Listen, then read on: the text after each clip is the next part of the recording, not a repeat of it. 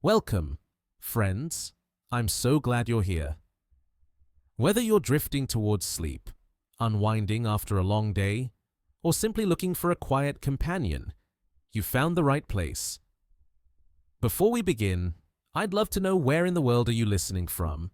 Perhaps you're wrapped in a blanket, sitting by a softly lit window, or resting somewhere under an open sky.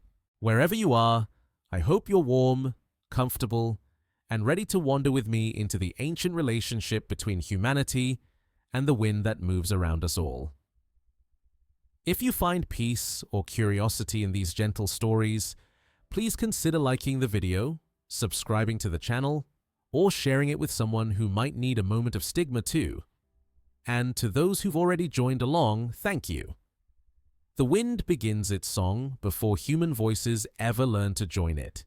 Long before the first settlements take shape along river valleys, long before the earliest farmers learn to read the sky for signs of rain, the atmosphere moves in patterns so ancient they predate the emergence of complex life itself. Trade winds circle the globe in bands that have remained essentially unchanged for millions of years, creating currents of air that will one day carry the voices of sailors, the prayers of desert travelers, the lullabies of mothers singing children to sleep under stars. Across the earliest human settlements scattered along coastal plains and highland valleys, people pause in their daily work to feel the air shift direction. They notice how morning breezes carry different scents than evening winds, how the air that moves across sun-warmed grasslands smells of growing things, while the wind that descends from snow-covered peaks brings the clean emptiness of high places. They do not yet have words for atmospheric pressure or the Coriolis effect, but their bodies understand what their minds cannot yet articulate, that this moving air connects them to something vast and alive, something that breathes with the rhythm of seasons and the turning of the planet itself.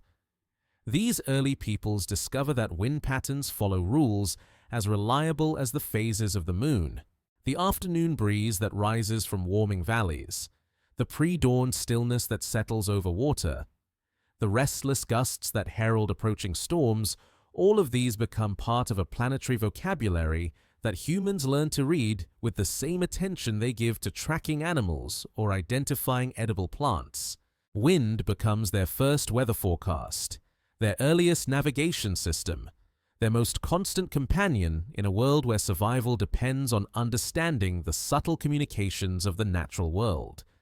In those first moments of recognition, when a child looks up from gathering seeds to feel the wind lift her hair, or when an elder pauses while napping stone to sense the approaching storm, something profound occurs. The boundary between human breath and planetary breath begins to dissolve. The wind that fills their lungs is the same wind that carved the canyons, that carries pollen across continents, that will outlive every civilization they might build. This realization arrives not as abstract knowledge, but as felt experience, the understanding that breath is the most fundamental exchange between individual bodies and the larger body of the world. They begin to sing back to it, not because they understand its physics, but because they feel its presence as surely as they feel their own heartbeat. These first songs emerge from the recognition that breath connects all living things, the exhalation of forests becoming the inhalation of animals, the sigh of cooling earth at sunset becoming the morning breeze that stirs the grass. The songs start as simple humming, matching the tone the wind makes as it moves through different landscapes. Human voices learning to harmonize with the whistle of air through rock formations, the rustle of leaves, the low moan of wind across cave openings.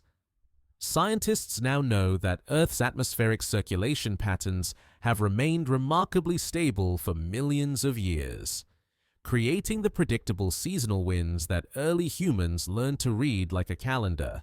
The same Hadley cells that drive modern weather systems were already established when our ancestors first looked up at moving clouds and wondered about the invisible forces that push them across the sky. These circulation patterns create the monsoons that still flood river valleys each year. the trade winds that modern ships still use to cross oceans, the jet streams that carry migrating birds along paths their species have followed for millennia. Yet the mystery remains of how quickly and universally humans develop the intuition that wind carries more than just air, that it carries something essential and sacred. Archaeological evidence suggests that wind-related rituals emerged independently in cultures separated by vast distances and thousands of years, as if the human response to moving air represents something deeper than cultural transmission, perhaps something written into the very structure of consciousness, the way plants turn toward light without needing to understand photosynthesis. Modern atmospheric science reveals that every breath we take contains molecules that have circulated through the global atmosphere for years or decades before reaching our lungs. The oxygen we breathe today might have been released by Amazon rainforest trees last summer, by Arctic phytoplankton during spring blooms, by ancient forests that died and regenerated centuries before we were born. Wind carries the chemical signatures of every place it has touched desert dust that traveled from the Sahara to fertilize Amazon soil, sea salt from Pacific storms that falls as rain on mountain peaks thousands of miles inland, pollen that links flowering plants across continents in an aerial conversation that spans seasons and years. The irony settles gently around us, these ancient people, without instruments or equations, understood something about wind that modern atmospheric science has only recently confirmed. That air is never just empty space, but always carries traces of everywhere it has been. That wind is Earth's circulatory system made visible, moving nutrients and moisture and the chemical messages of life from place to place with a precision that makes human communication networks seem crude and recent. That the breath of the planet and the breath of its creatures are one continuous exchange, older than mountains, patient as stone, generous beyond measure. Ancient peoples intuited that wind connects not just places, but times, that the air moving through their settlements carried stories from distant landscapes, messages from weather systems forming far beyond the horizon. The exhalations of plants and animals they would never see, but whose lives intersected with theirs through this aerial medium. They understood, without needing to prove it scientifically, that wind makes the planet a single living system, that local weather connects to global climate, that human breath participates in atmospheric cycles vast enough to shape the conditions for life itself. And so the first songs to wind begin, not as superstition, but as recognition, not as primitive misunderstanding, but as the deepest kind of scientific intuition, the knowledge that comes from paying attention to what is actually happening in the world around us, moment by moment, breath by breath. Songs that acknowledge the partnership between human consciousness and planetary atmosphere, between the rhythm of breathing and the rhythm of weather, between individual voices and the endless song the wind sings as it moves through forests and across waters and over the sleeping bodies of animals dreaming under open sky. The wind continues its ancient song, patient and persistent, carrying the voices of all who have ever sung to it across distances that span not just geography, but time itself, connecting the breath of the first humans to feel its touch with every breath we draw today. In the river valleys where civilization first takes root, between the Tigris and Euphrates, where cities rise from mud brick and human ambition, the wind carries more than dust and the scent of grain. Here, in the cradle of written language, scribes press wedge-shaped marks into clay tablets while the evening breeze moves through narrow streets, stirring the smoke from cooking fires and carrying prayers toward a sky crowded with gods who breathe through the atmosphere itself. The Sumerians understand wind as the breath of Enlil, lord of air and storms, whose exhalations shape weather and whose moods determine whether crops flourish or fail. In their creation myths, recorded in cuneiform that will survive for millennia, wind becomes the force that separates heaven from earth. That brings life to clay figures, that carries divine commands from celestial realms to the world of mortals. But these are not merely poetic metaphors. They represent sophisticated observations of atmospheric phenomena, encoded in religious language that preserves meteorological knowledge across generations. Mesopotamian astronomers, watching the sky with an attention that modern satellite imagery has only recently matched, discover that wind patterns correlate with the movements of celestial bodies. They notice that certain stars rise with predictable wind directions, that lunar phases correspond to shifts in atmospheric pressure, that the heliacal rising of Sirius coincides with seasonal changes in prevailing breezes. Their temple observations, recorded on clay tablets in libraries that archaeologists still excavate today, contain weather data spanning centuries, detailed records of wind direction, storm frequency, seasonal variations in atmospheric moisture. The irony emerges slowly. Like wind-carved stone revealing its hidden patterns, these ancient observers, lacking modern instruments, developed forecasting methods that remained accurate for thousands of years. Mesopotamian farmers planted their crops according to wind calendars that proved more reliable than many contemporary agricultural predictions. Their understanding of atmospheric circulation, expressed through mythological narratives about divine breath and celestial winds, encoded practical knowledge about pressure systems, seasonal monsoons, and the relationship between wind patterns and precipitation. In the Epic of Gilgamesh, humanity's first great literary work, wind appears not as background weather, but as an active participant in the story's unfolding.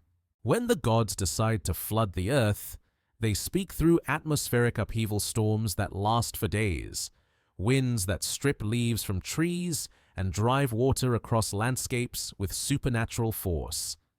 Yet archaeological evidence suggests these descriptions preserve cultural memories of actual climatic events, periods when shifting wind patterns brought unusual precipitation or when atmospheric disturbances coincided with social upheavals that entered collective memory as divine intervention.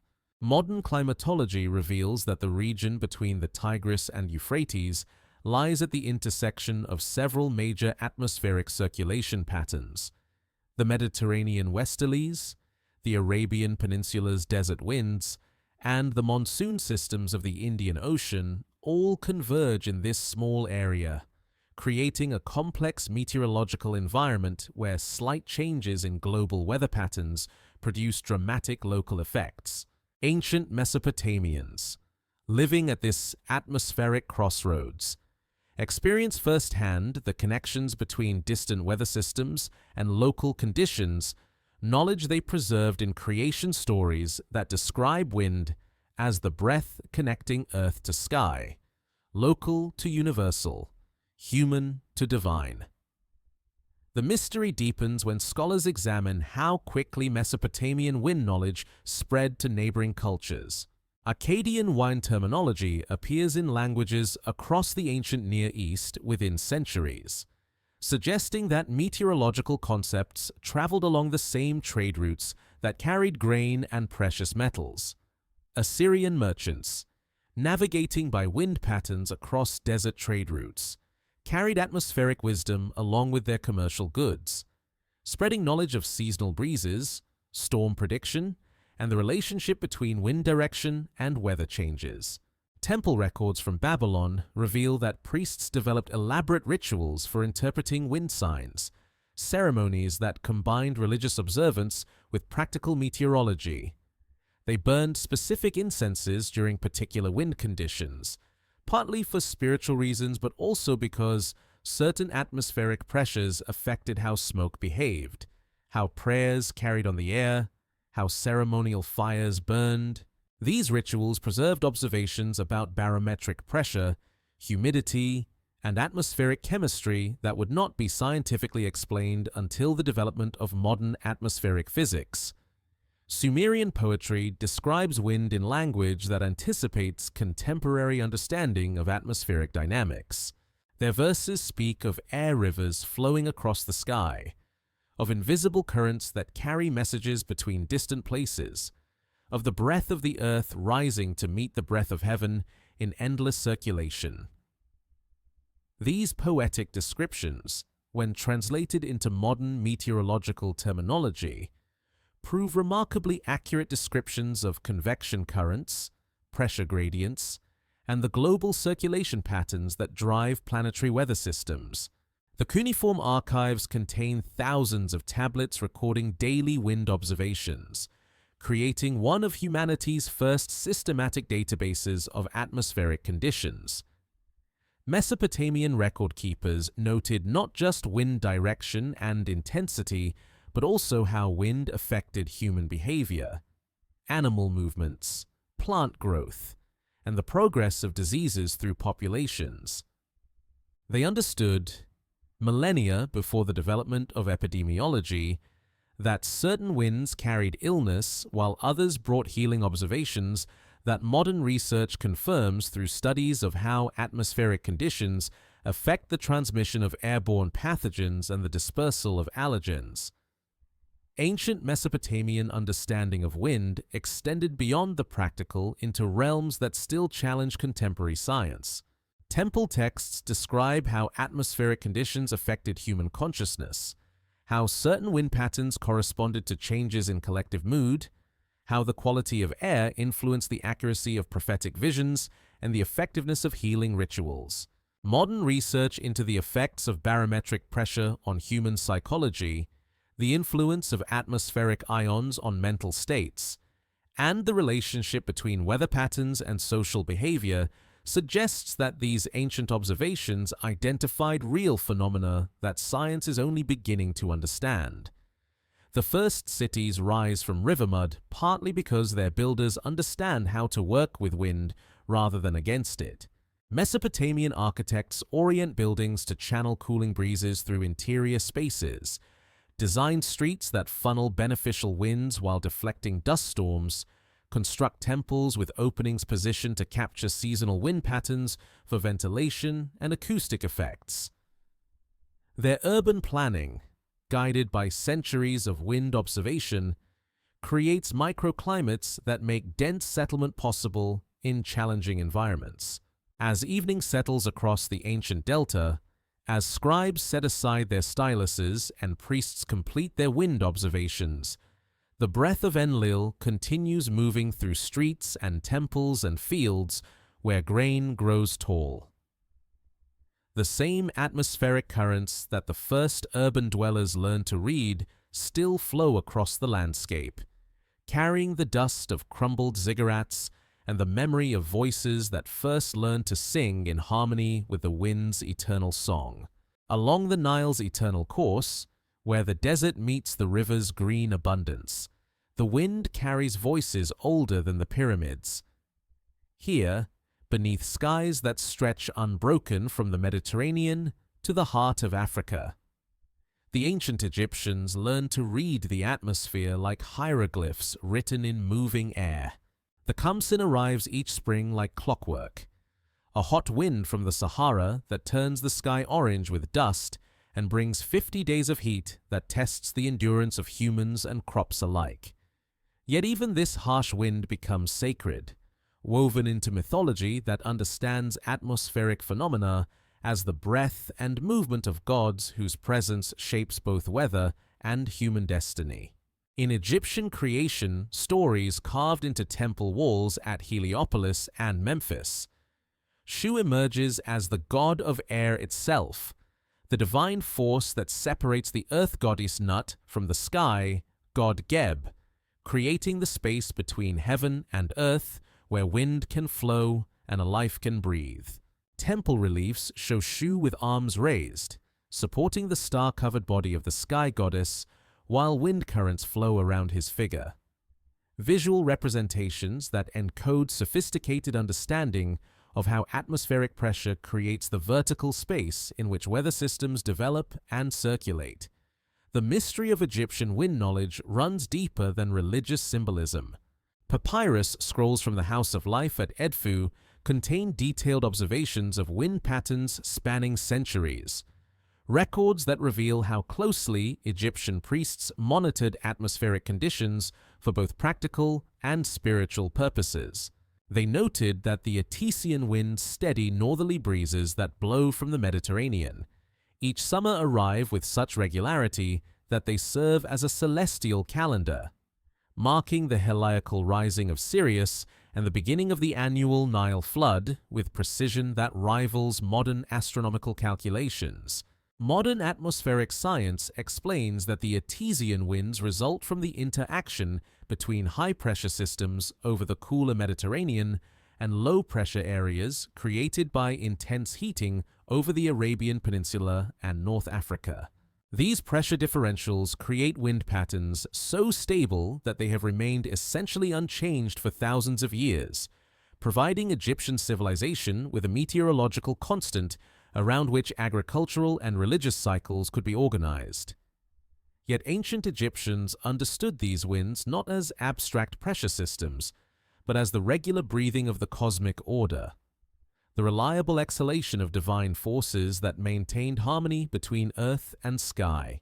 The irony settles like dust after a Kamsin Egyptian farmers, following wind calendars developed by temple astronomers, achieved agricultural yields that sustained one of history's most complex civilizations without understanding the physics of pressure gradients or the mechanics of atmospheric circulation. They planted their crops according to wind patterns, timed their irrigation according to atmospheric moisture carried by specific breezes, and predicted flood levels by observing how wind direction affected evaporation rates from the river's surface. Tomb paintings from the Valley of the Kings show scenes of daily life where wind plays a constant role. Boats with sails bellied out by favorable breezes. Workers winnowing grain in courtyards designed to catch specific wind patterns. Priests burning incense that rises in spirals shaped by atmospheric currents, carefully observed and recorded by temple scribes. These artistic representations preserve knowledge of how Egyptians integrated wind awareness into every aspect of their material culture. From architecture that channeled cooling breezes through interior spaces, to textile production that depended on wind for drying and processing fibers. The ancient Egyptians developed one of history's most sophisticated systems for interpreting wind signs, observations recorded in papyri that modern meteorologists study for insights into historical climate patterns. Egyptian priests note that certain wind directions correlate with specific types of weather events, that atmospheric pressure changes affect the behavior of sacred animals, that wind-carried moisture from distant regions can be detected days before its arrival through subtle changes in air quality and the behavior of migratory birds. Along the Red Sea coast, where Egyptian merchants established trading posts that connected Africa to Arabia and beyond, wind knowledge becomes a matter of survival and prosperity. Ship captains learn to read the subtle signs that indicate when the seasonal winds will shift, when storms are forming beyond the horizon, when atmospheric conditions favor safe passage across waters that can turn treacherous with little warning. Egyptian maritime knowledge, preserved in navigational texts that combine practical seamanship with religious invocations to wind gods, demonstrates understanding of how local wind patterns connect to larger atmospheric systems spanning continents. The mystery deepens when archaeologists examine how Egyptian wind knowledge influenced architectural innovations that seem impossibly sophisticated for their time. The Great Pyramid's internal passages align not just with celestial phenomena, but also with prevailing wind directions, creating ventilation systems that maintain constant interior temperatures despite extreme external variations. Temple complexes throughout Egypt incorporate wind capture devices that channel airflow through ceremonial spaces, creating acoustic effects that amplify prayers and chants while providing cooling that makes extended religious ceremonies possible even during the hottest seasons. Egyptian medical papyri describe how different winds affect human health, observations that anticipate modern research into the relationship between atmospheric conditions and physiological well-being. They note that Khamsin winds increase the incidence of certain ailments, while Mediterranean breezes promote healing. That atmospheric pressure changes affect the effectiveness of herbal remedies. That wind direction influences the optimal timing for surgical procedures and childbirth. These medical texts preserve a holistic understanding of how atmospheric conditions integrate with human biology in ways that contemporary medicine is only beginning to rediscover. The sacred geography of ancient Egypt reflects deep understanding of wind patterns and their relationship to spiritual experience. Temples dedicated to wind gods are positioned at sites where atmospheric currents create specific acoustic and psychological effects. Hilltops where converging breezes produce natural sound phenomena, oases where desert winds create temperature differentials that affect consciousness, river bends where meeting air masses generate subtle electromagnetic effects that sensitive individuals can perceive as spiritual presence. As sunset approaches across the Nile Valley, as the day's heat begins to dissipate and the first cool breezes stir the palm fronds, the ancient relationship between human consciousness and atmospheric movement continues. The same winds that filled the sails of papyrus boats still carry the scent of lotus blossoms and the calls of ibises across water that reflects stars as eternal as the circulation patterns that bring life to the desert's edge. In the gathering darkness, where temple walls preserve the wisdom of astronomers who mapped the sky's breathing, Shu continues his eternal task of holding apart earth and heaven, creating space for wind to flow and carry the prayers of all who understand that breath connects the mortal and divine in endless circulation. In the marble-bright world of classical Greece, where philosophy and mathematics emerge from careful observation of natural patterns, the wind acquires names as precise as geometric theorems, from the heights of Mount Olympus to the wine-dark waters of the Aegean. The Greeks map the atmosphere with the same systematic attention they bring to mapping the heavens, recognizing that the invisible currents moving through air follow laws as reliable as the movements of planets and stars. Boreas arrives from the north, bringing winter's sharp breath across the mountains of Thrace, carrying snow and the wild energy of untamed places. Notus flows from the south, warm and moisture-laden, bearing the heat of African deserts and the promise of storms that can scatter fleets or fill cisterns with life-giving rain. Eurus comes from the east, where sunrise meets the morning air, while Zephyrus whispers from the west, gentle and flower-scented, the evening breeze that sailors pray for when they seek harbor after long voyages across waters where other winds might drive them to destruction. These are not merely poetic personifications, but systematic classifications based on centuries of observation. Greek philosophers, combining empirical observation with mathematical reasoning, discover that wind patterns follow predictable rules related to seasonal changes, geographic features, and the heating and cooling cycles of land and sea. Aristotle's Meteorologica, written in the 4th century before the Common Era, contains descriptions of atmospheric phenomena that remained the foundation of Western meteorology for nearly 2,000 years. Observations so accurate that modern climatologists still reference them when studying historical weather patterns in the Mediterranean region. The Tower of the Winds rises in the Athenian agora like a marble sundial designed to read the sky's invisible currents. This octagonal structure, built in the 1st century before the Common Era, represents one of humanity's first systematic attempts to monitor and predict atmospheric conditions using architectural instrumentation. Each face of the tower displays carved reliefs of the 8 wind gods. their postures and attributes encoding practical information about the weather patterns each wind typically brings. Boreas appears as a bearded figure wrapped in heavy robes, holding a conch shell that echoes the howling sound of northern gales. Zephyrus is shown as a youth scattering flowers, accurately representing the gentle western breezes that bring mild weather and favorable sailing conditions. The mystery embedded in Greek wind knowledge emerges when scholars examine how quickly their atmospheric observations spread throughout the ancient world. Within centuries of their systematization, Greek wind terminology appears in Roman, Celtic, and even distant Asian texts, suggesting that meteorological concepts traveled along trade routes with remarkable speed and accuracy.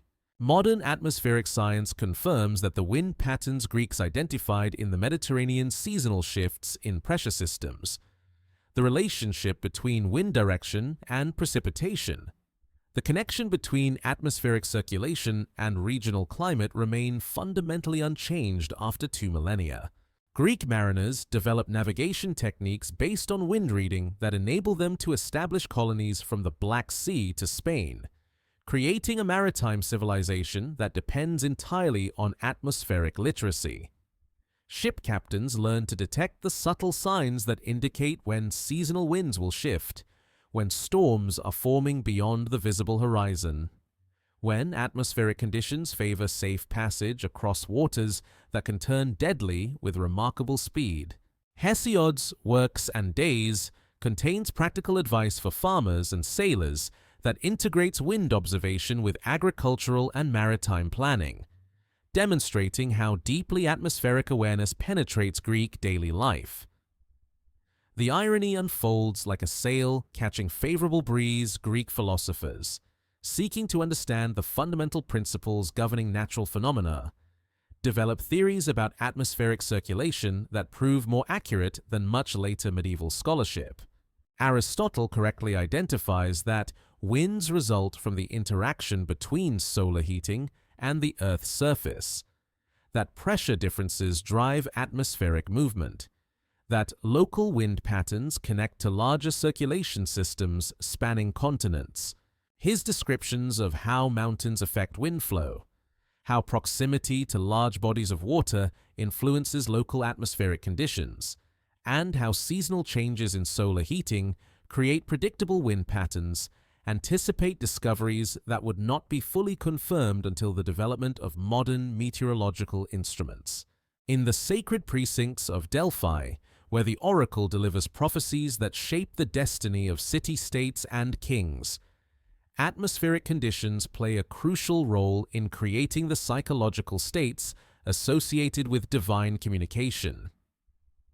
Modern geological surveys reveal that the temple sits above fissures in the earth that release gases affected by atmospheric pressure, creating chemical conditions that can indeed alter consciousness. Ancient Greeks, without understanding the chemistry involved, recognize that certain atmospheric conditions correlate with heightened spiritual awareness, that wind patterns affect the oracle's ability to enter trance states, that seasonal changes in air pressure influence the clarity and accuracy of prophetic visions. Greek medical theory, developed by Hippocrates and his followers, identifies direct connections between atmospheric conditions and human health that modern research continues to validate. The Hippocratic texts describe how different winds affect the balance of bodily humors, how atmospheric pressure changes influence the progression of diseases, how wind direction correlates with epidemic outbreaks and recovery rates. These medical observations, combining empirical attention to symptoms with systematic tracking of weather patterns, create diagnostic methods that remain relevant to contemporary studies of how atmospheric conditions affect human physiology and psychology. The Greek understanding of wind extends beyond practical applications into realms of mathematical and philosophical abstraction that anticipate modern atmospheric physics. Anaximander theorizes that winds result from the interaction between opposing forces, a concept that prefigures contemporary understanding of pressure gradients and circulation patterns. Democritus proposes that atmospheric phenomena result from the movement of invisible particles, an atomic theory that correctly identifies the molecular basis of gas behavior thousands of years before the development of chemistry and physics. Greek architects incorporate wind awareness into building design with sophistication that rivals contemporary environmental architecture.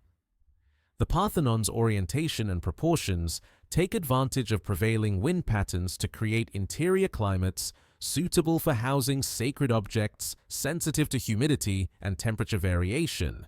Theatre construction throughout the Greek world demonstrates understanding of how wind affects acoustics, with amphitheaters positioned and shaped to use atmospheric currents for sound amplification and clarity. As twilight settles across the Aegean, as the evening breeze carries the scent of olive groves and the sound of waves against marble harbors, the wind gods continue their eternal circulation. Zephyrus stirs the water with gentle fingers, while Boreas gathers strength in northern mountains, preparing for the seasonal changes that will bring winter storms and summer calms in patterns as reliable as the rising and setting of stars that guide ships safely home across waters where philosophy and poetry emerge from the marriage of human reason and atmospheric mystery.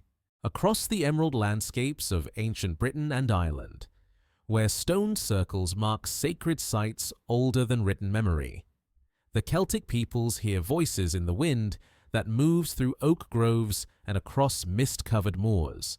The Druids, keepers of oral tradition that preserves knowledge spanning centuries, understand that wind carries more than air.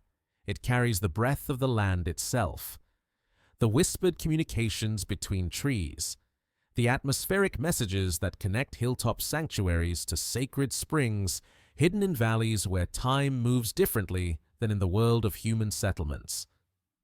In the Celtic understanding, wind emerges from the intersection of elemental forces that shape both landscape and consciousness. The Gaelic term gaoth encompasses not just moving air, but the entire spectrum of atmospheric phenomena, from the gentle breeze that stirs barley fields to the fierce gales that drive Atlantic storms against western shores, with enough force to reshape coastlines and scatter armies. Druids recognize that different types of wind carry different qualities of awareness, that atmospheric conditions affect the clarity of visions received during ritual ceremonies, that seasonal wind patterns correlate with the optimal timing for various forms of spiritual practice and community decision-making. Modern climatology reveals that the British Isles sit at the meeting point of several major atmospheric circulation systems, the Gulf Stream's warming influence, the polar air masses that descend from Arctic regions, the continental weather patterns that flow across Europe from the east. This meteorological complexity creates rapidly changing conditions where wind direction can shift dramatically within hours, where local weather patterns develop independently of regional trends, where atmospheric sensitivity becomes essential for survival in an environment where storms can arise with little warning and dissipate just as quickly. Celtic seasonal festivals align with predictable changes in wind patterns that govern agricultural cycles and migration routes of animals that provide essential resources for survival. Samhain corresponds with the arrival of autumn winds that scatter leaves and bring the first storms from the Atlantic. Imbolc marks the subtle shift in atmospheric pressure that precedes the return of spring breezes. Beltane celebrates the warming winds that awaken plant growth and enable the movement of livestock to summer pastures. Lugnasad honors the steady winds that ripen grain and allow for successful harvest before winter gales return to strip fields bare. The mystery of Celtic wind knowledge deepens when archaeologists examine the precise orientation of stone circles, burial chambers, and hilltop sanctuaries throughout Britain and Ireland. These sacred sites demonstrate sophisticated understanding of local wind patterns, with entrances and internal chambers positioned to channel specific atmospheric currents for acoustic and psychological effects. At Newgrange, the famous passage tomb in Ireland, the entrance aligns not only with the winter solstice sunrise, but also with seasonal wind patterns that create specific acoustic phenomena inside the chamber during ceremonial gatherings. Druids develop complex methods for reading atmospheric signs that enable them to predict weather changes days in advance, knowledge that proves crucial for agricultural communities dependent on precise timing for planting, harvesting, and livestock management. Celtic weather lore, preserved in oral traditions that survive into the modern era, contains observations about the relationship between wind direction and precipitation, atmospheric pressure and temperature changes, cloud formations and storm development that prove remarkably accurate when tested against contemporary meteorological data. The irony settles like morning mist in sacred groves Celtic peoples, without written language or scientific instruments, develop atmospheric literacy that enables them to thrive in one of Europe's most challenging climates. Their understanding of how wind patterns affect crop growth, animal behavior, and human health creates agricultural and social systems that sustain complex societies for centuries, while maintaining ecological balance with forest ecosystems that provide both material resources and spiritual sustenance. Celtic mythology preserves detailed knowledge of how different winds affect human consciousness and spiritual experience. The Side Gawithi fairy winds are described as atmospheric currents that carry otherworldly influences, creating psychological states that open perception to non-ordinary realities. Modern research into the effects of atmospheric ions, electromagnetic fields, and barometric pressure on human neurology suggests that these traditional observations identify real phenomena where atmospheric conditions directly influence brain chemistry and sensory processing. In the sacred groves where Druids conduct their most important ceremonies, wind becomes a medium for communication between the visible and invisible worlds. Ancient Celtic texts describe how atmospheric currents carry messages between different levels of reality, how wind patterns indicate the presence of spiritual beings, how changes in air pressure affect the effectiveness of healing rituals and divination practices. These traditions preserve observations about the relationship between atmospheric conditions and altered states of consciousness that anticipate contemporary research into environmental factors affecting human psychology and spiritual experience. Celtic craftspeople develop technologies that work in harmony with wind patterns rather than against them. Roundhouses with conical roofs channel wind flow to create interior climates that remain comfortable despite exterior temperature extremes. Hill fort construction takes advantage of natural wind patterns for defensive purposes, with walls and ditches positioned to create atmospheric conditions that hinder attackers while protecting defenders. Celtic boat design incorporates understanding of how wind interacts with water to create sailing vessels capable of navigating coastal waters where atmospheric conditions change rapidly and unpredictably. The Celtic understanding of wind extends into realms of healing and herbalism that demonstrate sophisticated knowledge of how atmospheric conditions affect plant growth and medicinal properties.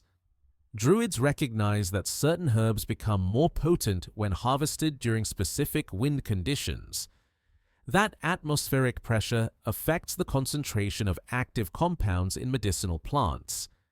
That wind direction influences the optimal timing for gathering and preparing herbal remedies. This botanical knowledge, transmitted through oral tradition for generations, creates healing practices that integrate atmospheric awareness with detailed understanding of plant chemistry and human physiology. Celtic poetry preserves wind knowledge in verses that combine practical meteorology with spiritual insight. The Imram voyage tales contain detailed descriptions of wind patterns, storm signs, and atmospheric phenomena that serve as both entertainment and practical instruction for mariners navigating dangerous waters around Ireland and Scotland. These poetic traditions demonstrate how Celtic culture integrates atmospheric observation with artistic expression, creating literature that preserves scientific knowledge while celebrating the beauty and mystery of wind as a force that connects human experience to the larger patterns of natural existence. As evening approaches across the Celtic lands, as the first stars appear above oak groves where druids once gathered to read the sky's messages, the wind continues its ancient conversation with those who remember how to listen. The same atmospheric currents that carried the voices of Celtic bards still whisper through stone circles and sacred wells, bearing the accumulated wisdom of peoples who understood that wind connects all places and times in endless circulation. That breath is the medium through which consciousness participates in the planetary breathing that sustains all life. In the harsh beauty of the northern seas, where ice and storm test the courage of even the boldest seafarers, the Norse peoples develop an understanding of wind that proves as essential as sword and shield for survival in a world where atmospheric conditions determine the difference between successful voyages and ships lost beneath grey waves that stretch to the edge of the known world.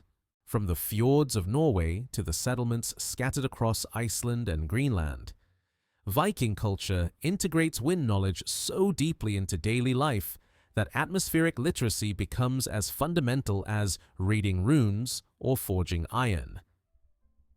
The Norse cosmos breathes with the rhythm of Hraesvelgr, the giant eagle whose name means corpse swallower, perched at the northern edge of the heavens where its massive wings beat to create all the winds that sweep across Midgard. This mythological framework preserves sophisticated observations about atmospheric circulation patterns, encoding meteorological knowledge in stories that survive the destruction of libraries and the conversion of peoples, transmitting essential wind wisdom through oral traditions that prove more durable than written texts vulnerable to fire and conquest. Modern atmospheric science confirms that the North Atlantic region experiences some of the most complex and rapidly changing weather patterns on Earth, where Arctic air masses collide with warm currents from the Gulf Stream to create atmospheric conditions that can shift from calm to deadly within hours. Viking navigation techniques, developed through centuries of observation and passed down through generations of seafarers, demonstrate understanding of these atmospheric dynamics that enables Norse explorers to traverse vast ocean distances using wind patterns as precisely as modern sailors use electronic instruments. The mystery of Norse wind knowledge emerges when historians examine how Viking voyagers managed to reach North America, establish trade routes spanning from Greenland to Constantinople, and maintain communication networks across territories separated by thousands of miles of treacherous ocean. Archaeological evidence suggests that Norse mariners developed methods for reading atmospheric signs that allowed them to predict weather changes days in advance, to identify the approach of storms while still beyond the visible horizon, to recognize atmospheric conditions that favored safe passage through ice-choked waters where navigation errors meant certain death. Viking ships, with their distinctive shallow draft and flexible construction, represent technological solutions specifically adapted to work with North Atlantic wind patterns rather than against them. The square sails and rigging systems demonstrate understanding of how different wind angles affect sailing performance, how atmospheric conditions influence optimal sailing speeds, how wind shear affects vessel stability in heavy seas. Norse shipbuilders create vessels that respond sensitively to wind changes, enabling skilled crews to extract maximum performance from atmospheric conditions that would overwhelm less sophisticated sailing technologies. The irony unfolds like a saga told around winter fires. Norse peoples, living in one of Earth's most challenging maritime environments, develop wind-reading skills that enable them to achieve navigational feats that would not be matched by other European cultures for centuries. Viking expeditions to Iceland, Greenland, and North America succeed, partly because Norse navigators understand how to read the subtle atmospheric signs that indicate land beyond the visible horizon, cloud formations that reveal the presence of islands, wind patterns that suggest proximity to coastlines, atmospheric pressure changes that signal approaching weather systems. In Norse religious practice, wind carries the voices of gods and the spirits of ancestors, creating atmospheric conditions that affect the success of ritual ceremonies and the accuracy of prophetic visions. The Eddas describe how Odin, the All-Father, sends his ravens Hugin and Munin across the 9 worlds on winds that carry information from distant realms. A mythological framework that preserves observations about how atmospheric currents transport chemical signals, electromagnetic phenomena, and other environmental information across vast distances. Norse understanding of wind extends into realms of warfare and strategy that demonstrate sophisticated knowledge of how atmospheric conditions affect military operations. Viking raids often succeed because Norse commanders understand how wind patterns affect the timing of amphibious assaults, how atmospheric conditions influence the effectiveness of archery, how weather changes can provide tactical advantages or create opportunities for surprise attacks. The sagas preserve accounts of battles won or lost because of superior wind knowledge, demonstrating how atmospheric literacy provides strategic advantages in conflict situations. The Norse develop one of history's most sophisticated systems for encoding wind knowledge in portable forms that enable navigators to carry essential atmospheric information across vast ocean distances. Carved wooden wind roses, marked stones, and cryptic verse forms preserve complex meteorological data in formats that survive shipwreck, fire, and the passage of centuries. These mnemonic devices demonstrate understanding of how memory techniques can preserve scientific information without dependence on written texts vulnerable to destruction during the violent political changes that characterize medieval Northern Europe. Norse settlements in Iceland and Greenland succeed partly because their founders understand how to identify locations where local wind patterns create microclimates suitable for agriculture and livestock in environments that appear uninhabitable to peoples from warmer regions. Archaeological evidence reveals that Norse colonists choose settlement sites based on sophisticated analysis of atmospheric conditions, positioning their farms and villages to take advantage of wind patterns that moderate temperature extremes and provide protection from the worst winter storms. The mystery deepens when scholars examine how Norse wind knowledge influences the development of democratic institutions that characterize medieval Scandinavian society.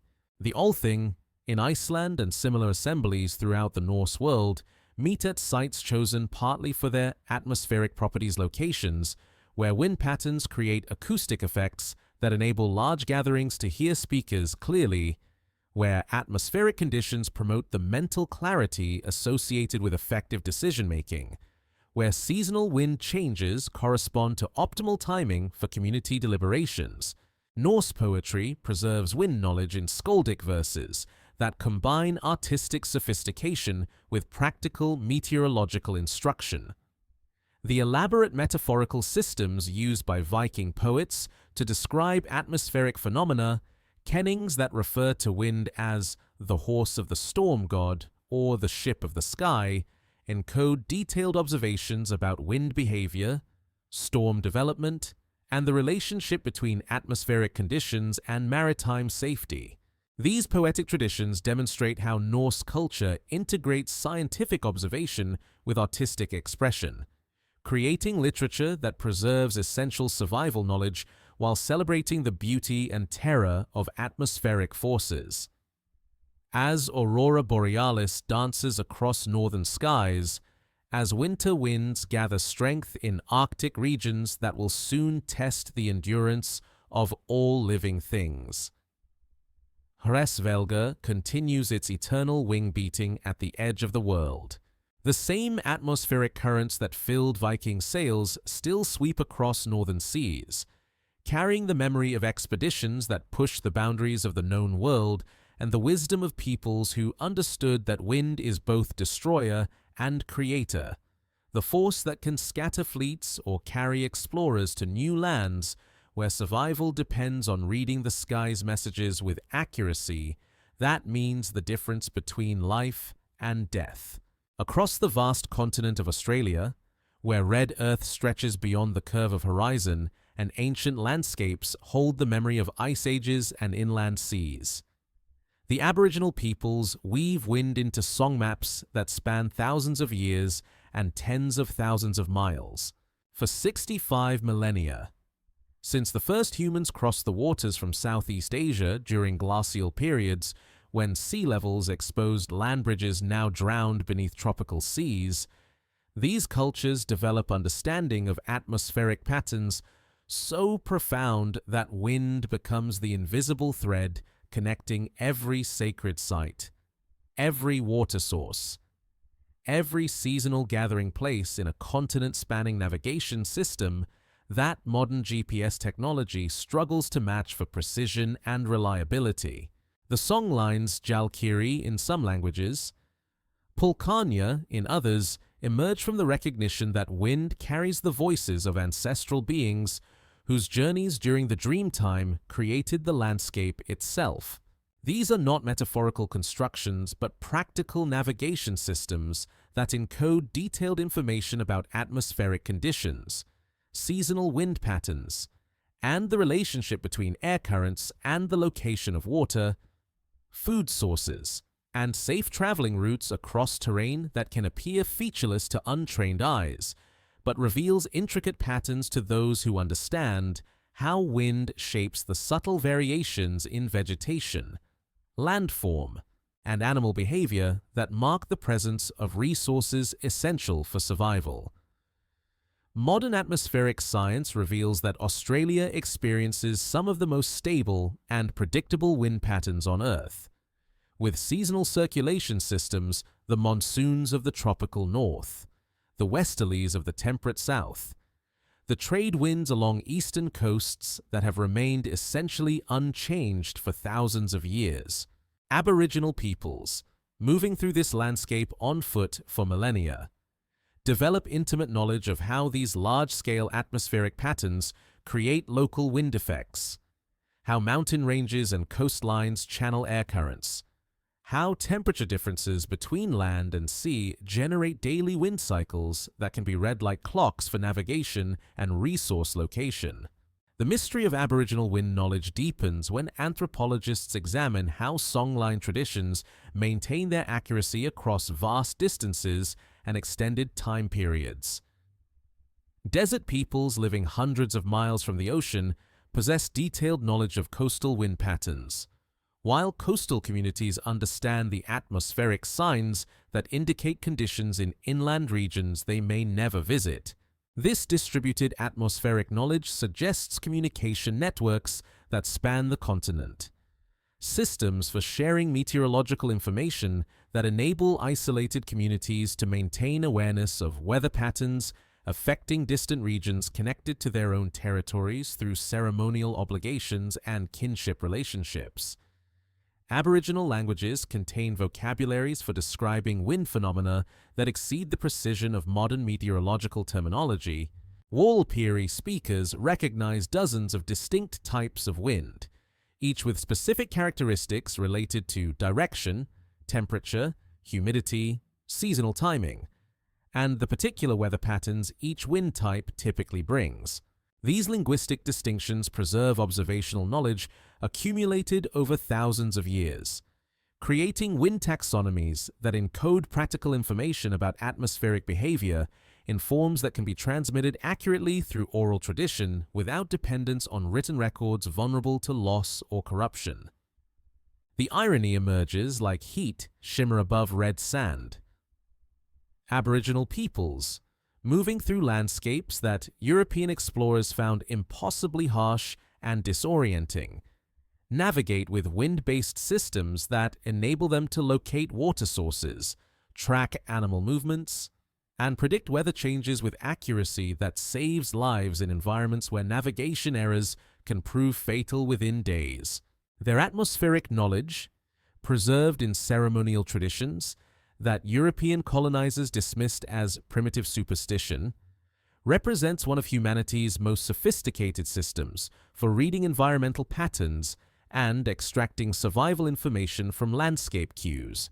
Aboriginal understanding of wind extends beyond navigation into realms of healing and spiritual practice that demonstrate profound knowledge of how atmospheric conditions affect human consciousness and physiological well-being.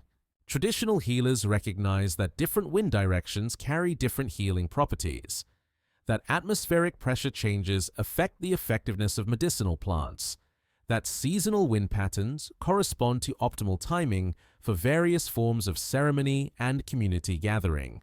These practices preserve observations about the relationship between atmospheric conditions and human health that anticipate contemporary research into environmental factors affecting physical and psychological well-being. The songlines encode understanding of how wind patterns connect Australian landscapes to global atmospheric circulation systems, preserving knowledge of how local weather relates to distant climatic phenomena. Aboriginal peoples understand that certain wind directions indicate the approach of weather systems originating in Antarctica, the Indian Ocean, or the tropical Pacific, that atmospheric conditions in Australia respond to pressure changes thousands of miles away, that local wind patterns participate in planetary circulation systems that affect climate conditions across multiple continents. In ceremonial contexts, wind becomes the medium through which ancestral voices communicate with living communities, carrying spiritual information and ceremonial power across distances that span both geography and time.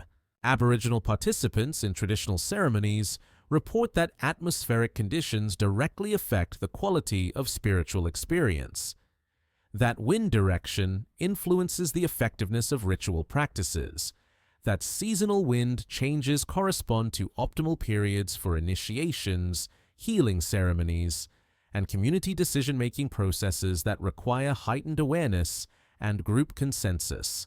Aboriginal artistic traditions preserve wind knowledge in forms that combine aesthetic sophistication with practical instruction. Rock art throughout Australia depicts wind patterns, seasonal atmospheric changes, and the relationship between air currents and the movements of animals, plants, and water systems. These artistic representations serve multiple functions as navigation aids, as ceremonial focal points, as educational tools for transmitting atmospheric knowledge to younger generations, and as aesthetic celebrations of the beauty and power of wind as a creative force shaping both landscape and consciousness. The mystery expands when researchers examine how Aboriginal wind knowledge influences social organization and territorial boundaries. Clan territories often correspond to areas defined by distinct atmospheric patterns, with boundaries marked by locations where different wind systems meet or where seasonal atmospheric changes create transitional zones. This atmospheric basis for social geography suggests that Aboriginal peoples understand wind patterns as fundamental organizing principles that shape not only physical landscapes, but also the cultural and spiritual relationships between human communities and their environments. Aboriginal fire management practices demonstrate sophisticated understanding of how wind affects the behavior of controlled burns used to maintain ecosystem health and prevent destructive wildfires. Traditional fire managers read atmospheric conditions with precision that enables them to conduct burns that create complex mosaic patterns across vast territories. Using wind patterns to control fire behavior and create the environmental conditions that support biodiversity and resource production. These practices preserve atmospheric knowledge that proves essential for managing landscapes increasingly vulnerable to extreme fire events associated with climate change. As evening settles across the red center, As the first stars appear above landscapes where song lines intersect in ceremonial places older than agriculture, the wind continues carrying the voices of ancestral beings whose journeys created the world. The same atmospheric currents that guided the first humans across ancient Australia still whisper through mallee scrub and sing across Spinifex plains, bearing the accumulated wisdom of cultures that understand wind not as empty space, but as the breath of country itself. The invisible presence that connects all living things in endless circulation. In the sacred valleys of ancient India, where the Ganges carries the melted snows of distant Himalayas towards seas that stretch beyond the known world, the wind becomes Vayu, the cosmic breath that animates all existence. From the highest mountain peaks where yogis practice breathing techniques that align human consciousness with atmospheric rhythms, to the coastal plains where monsoon winds bring the seasonal rains that determine whether crops flourish or fail, Vedic civilization develops understanding of wind that integrates practical meteorology with spiritual practices designed to harmonize individual breath with the planetary breathing that sustains all life. The ancient texts describe Vayu as one of the fundamental forces of creation, the divine wind that moves between earth and sky to carry prana life energy through all living beings. The Rig Veda, composed over 3,000 years ago, contains hymns that celebrate wind not merely as moving air, but as the invisible medium through which consciousness connects to the cosmic order. These verses preserve sophisticated observations about atmospheric circulation, seasonal wind patterns, and the relationship between atmospheric conditions and human health that form the foundation for Ayurvedic medicine and the breathing practices that remain central to yoga and meditation traditions. Modern atmospheric science confirms that the Indian subcontinent experiences one of the world's most dramatic seasonal wind reversals, with the monsoon system bringing life-giving moisture from the Indian Ocean during summer months, while dry continental winds dominate during winter periods. This atmospheric pattern, driven by seasonal heating and cooling cycles that create massive pressure differentials between land and sea, produces weather changes so reliable that they serve as the basis for agricultural calendars, religious festivals, and social organization throughout South Asian civilization. The mystery of Vedic wind knowledge emerges when scholars examine how quickly and accurately ancient Indian astronomers predicted seasonal atmospheric changes. Sanskrit texts contain detailed descriptions of wind patterns, rainfall timing, and weather prediction methods that enabled agricultural communities to plan planting and harvesting with precision that sustained complex urban civilizations for thousands of years. These atmospheric observations, encoded in religious and philosophical literature, preserve meteorological knowledge that proves remarkably accurate when compared with contemporary climate data for the Indian subcontinent. The Upanishads describe breathing practices that consciously align individual respiration with natural wind patterns, creating meditation techniques that use atmospheric awareness to achieve altered states of consciousness. These pranayama methods demonstrate understanding of how atmospheric pressure, humidity, and air quality affect human physiology and psychology, with specific breathing exercises designed to work with rather than against seasonal atmospheric conditions. Practitioners learn to time their spiritual practices according to wind patterns, recognizing that certain atmospheric conditions enhance meditation while others favor different types of contemplative practice. The irony settles like morning mist in temple courtyards ancient Indian practitioners, without modern understanding of respiratory physiology or atmospheric chemistry, develop breathing techniques that contemporary research confirms as effective methods for regulating nervous system function, reducing stress hormones, and creating physiological states that promote both physical health and psychological well-being. Their understanding of how breathing patterns affect consciousness proves so sophisticated that modern medical research increasingly validates traditional pranayama practices as therapeutic interventions for anxiety, depression, and various chronic health conditions. Ayurvedic medicine, the traditional healing system that emerges from Vedic civilization, recognizes direct connections between atmospheric conditions and human health that anticipate contemporary research into environmental factors affecting disease and wellness. Ayurvedic texts describe how different wind directions affect the balance of bodily doshas, biological principles that govern physiological function, with specific treatments prescribed according to seasonal wind patterns, atmospheric pressure changes, and air quality conditions. This medical system preserves observations about the relationship between atmospheric phenomena and human biology that modern environmental medicine is only beginning to fully understand. The architectural traditions of ancient India demonstrate sophisticated integration of wind knowledge with building design, creating structures that work harmoniously with monsoon patterns and seasonal atmospheric changes. Temple complexes throughout the subcontinent incorporate ventilation systems that channel cooling breezes through interior spaces while protecting sacred objects from moisture damage during heavy rains. Palace and domestic architecture features courtyards, wind towers, and water features positioned to create microclimates that remain comfortable despite extreme external temperature and humidity variations. Indian musical traditions preserve wind knowledge in ragas melodic frameworks that correspond to specific times of day, seasons, and atmospheric conditions. Musicians understand that certain scales and rhythmic patterns resonate most effectively during particular atmospheric states.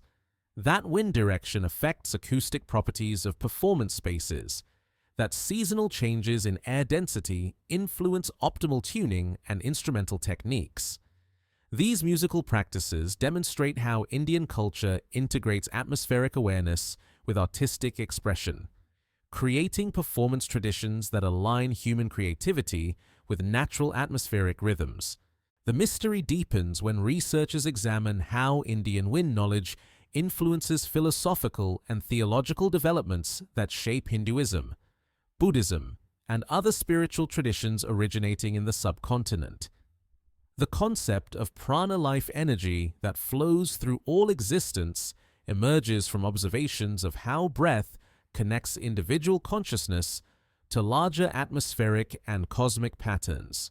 This philosophical understanding of wind as the medium through which consciousness participates in universal existence provides the theoretical foundation for meditation practices, ethical systems, and metaphysical concepts that influence spiritual development throughout Asia and beyond.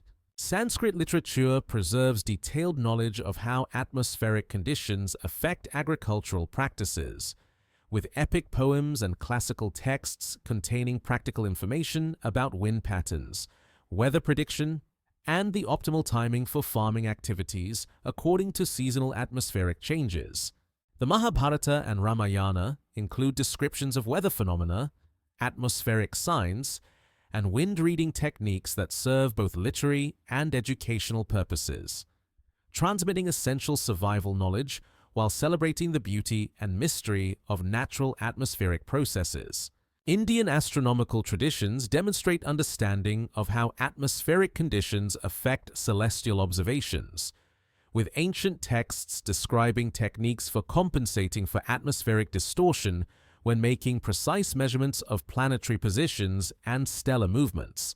Indian astronomers recognize that atmospheric pressure, humidity, and wind patterns influence the accuracy of astronomical observations, developing correction methods that enable them to create calendars and conduct astrological calculations with remarkable precision despite the limitations of naked eye observation through variable atmospheric conditions.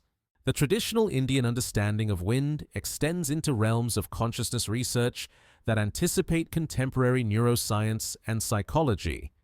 Meditation texts describe how specific breathing patterns affect brain states, how atmospheric conditions influence the clarity of contemplative awareness, how seasonal wind changes correspond to optimal periods for different types of spiritual practice. These traditions preserve observations about the relationship between atmospheric phenomena and consciousness that modern research increasingly validates through studies of how environmental factors affect cognitive function and psychological well-being. As dawn approaches across the Ganges plain, as temple bells ring in harmony with morning breezes that carry the scent of jasmine and the calls of awakening birds, Vayu continues its eternal circulation through all existence. The same atmospheric currents that inspired the first Vedic seers still move through ancient cities and sacred groves, bearing the accumulated wisdom of traditions that understand breath as the bridge between individual consciousness and cosmic awareness, between human aspiration and the divine wind that animates all creation.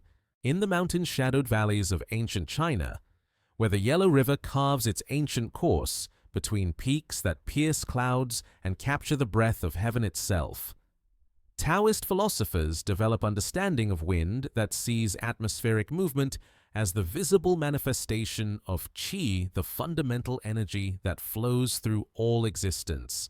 From the Forbidden City, where emperors align their palaces with cosmic patterns, to remote mountain monasteries where masters practice breathing techniques that harmonize human consciousness with the natural order. Chinese civilization integrates wind knowledge so deeply into daily life that atmospheric awareness becomes inseparable from medicine, architecture, agriculture, and the spiritual practices that seek to balance individual existence with the larger patterns of universal change. The Tao Te Ching speaks of wind as the breath of the Tao itself, the invisible force that moves through emptiness to create the space in which all things can exist and change. This philosophical understanding emerges from centuries of observation, showing that atmospheric movement follows predictable patterns that reflect deeper principles governing natural phenomena, the alternation between yin and yang forces, the seasonal cycles that govern growth and decay, the dynamic equilibrium that maintains harmony between opposing energies. Chinese sages recognize that wind demonstrates these cosmic principles in visible form, making atmospheric observation a method for understanding the fundamental laws that govern both natural and human affairs. Modern climatology reveals that China experiences some of the world's most complex atmospheric patterns, where monsoon systems from the Pacific Ocean interact with continental air masses, where mountain ranges create dramatic local wind effects, where seasonal pressure changes produce weather variations that span from tropical conditions in the south to Arctic extremes in the north. Chinese meteorological knowledge, developed through thousands of years of systematic observation, demonstrates understanding of these atmospheric complexities that enables agricultural and social planning with remarkable accuracy and sophistication. The mystery of Chinese wind knowledge deepens when historians examine the precision with which ancient Chinese astronomers predicted seasonal atmospheric changes. Imperial records contain weather observations spanning centuries, creating databases of atmospheric conditions that enable modern climatologists to study historical climate patterns and validate contemporary understanding of long-term atmospheric cycles. These records demonstrate that Chinese observers understood connections between wind patterns and larger climatic phenomena, recognizing that local atmospheric conditions participate in global circulation systems affecting weather across continents. Feng Shui, the art of positioning buildings and arranging spaces in harmony with natural energy flows, represents one of humanity's most sophisticated systems for working with wind patterns and atmospheric conditions. Feng Shui masters learn to read landscape features that affect local wind behavior, identifying sites where atmospheric currents create beneficial conditions for human habitation, and avoiding locations where wind patterns produce stagnant or chaotic energy. that affects both physical health and psychological well-being. This practice preserves detailed knowledge of how topography influences atmospheric circulation, how seasonal wind changes affect indoor air quality, how building orientation can optimize natural ventilation and climate control. The irony emerges like morning mist rising from terraced hillsides. Chinese practitioners, without modern understanding of fluid dynamics or thermodynamics, develop wind management techniques that contemporary green architecture increasingly adopts as sustainable design solutions. Traditional Chinese buildings incorporate passive ventilation systems, wind capture devices, and atmospheric pressure controls that create comfortable interior climates while minimizing energy consumption, demonstrating environmental engineering principles that prove more effective than many modern mechanical systems. Traditional Chinese medicine recognizes wind as one of the primary factors affecting human health, with diagnostic and treatment methods that take atmospheric conditions into account when determining the causes of illness and prescribing therapeutic interventions.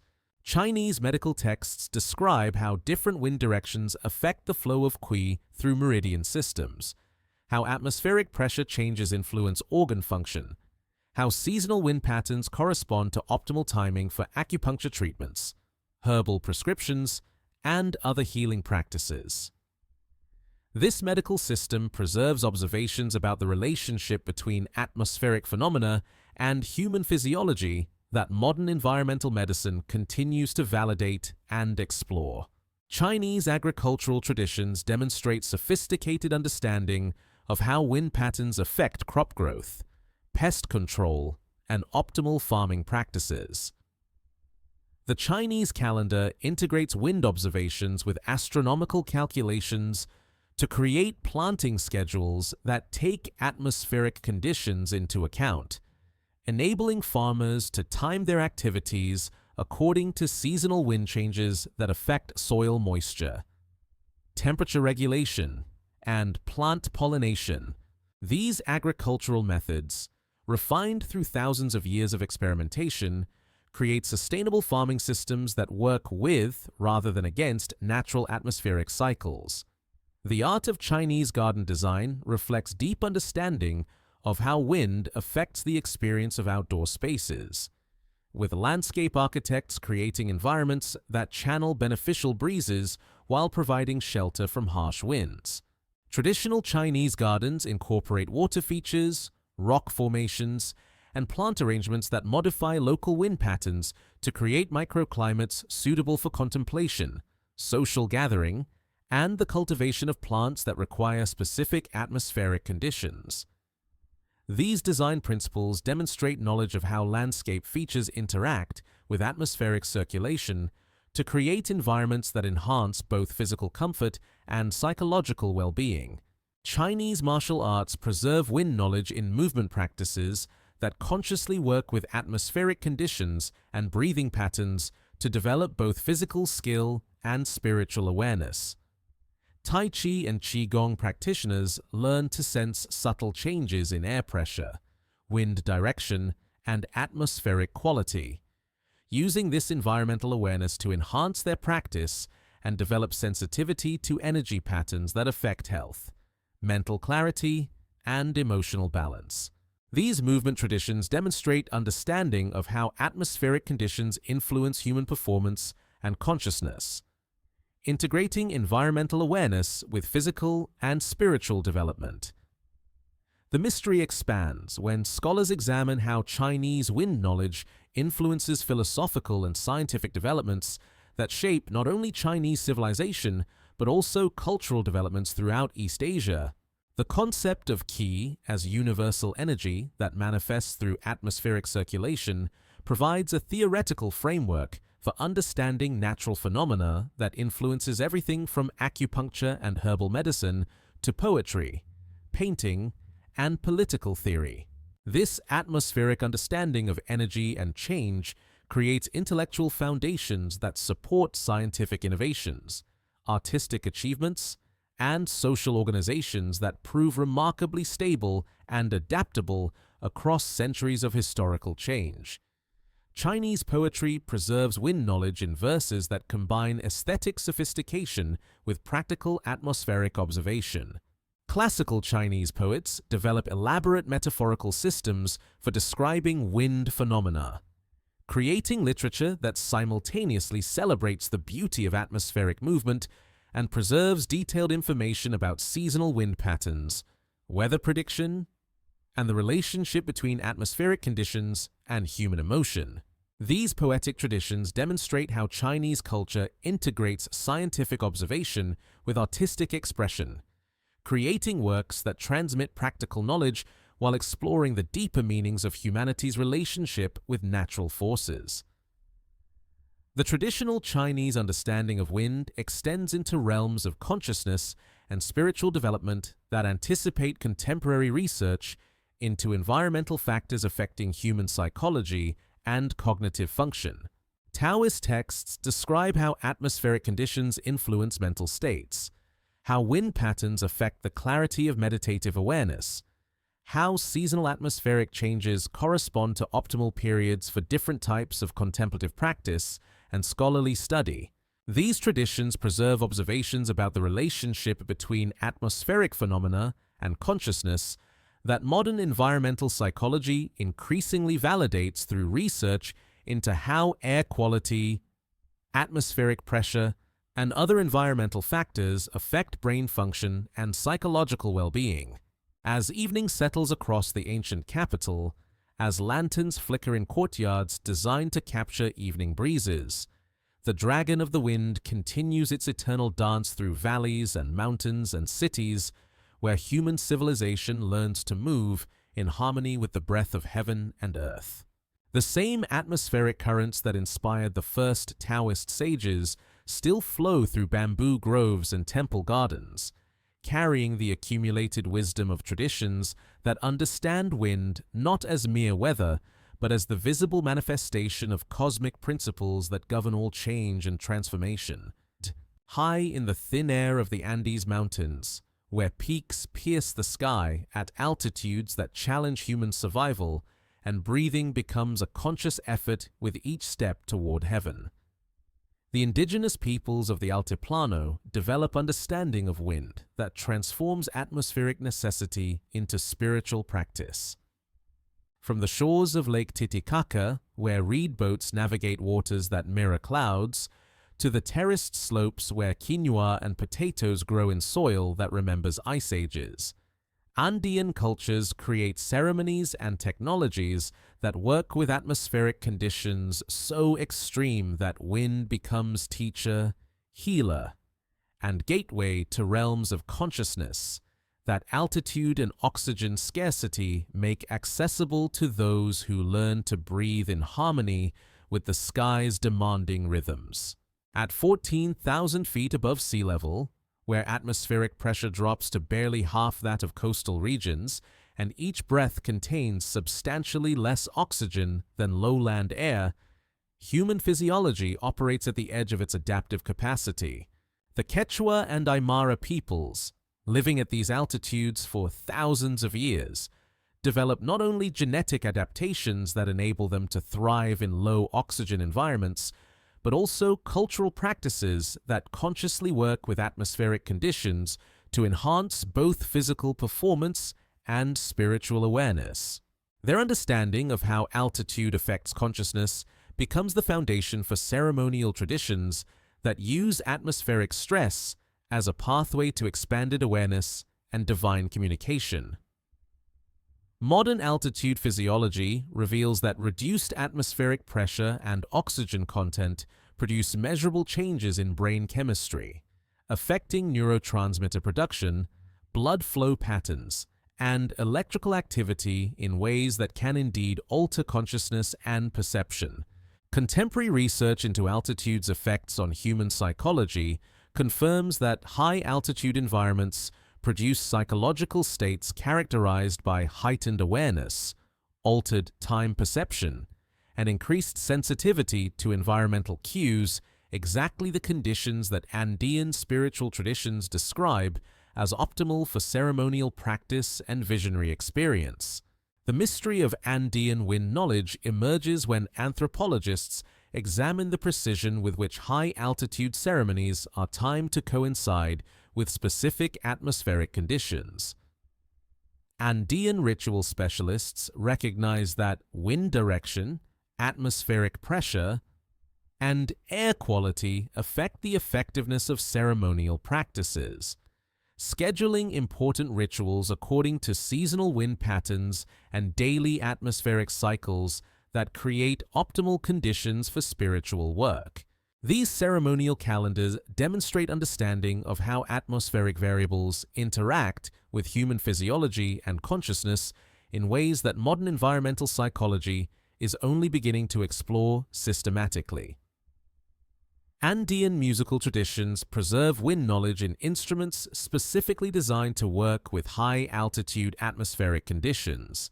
The distinctive sound of Andean flutes, panpipes, and wind instruments reflects adaptations to air density, atmospheric pressure, and acoustic properties that differ dramatically from those at sea level. Musicians develop playing techniques that take advantage of thin air to create haunting tones that carry across vast mountain distances, using atmospheric conditions to enhance the emotional and spiritual impact of music that serves both entertainment and ceremonial functions. The irony settles like condor shadows across ancient terraces.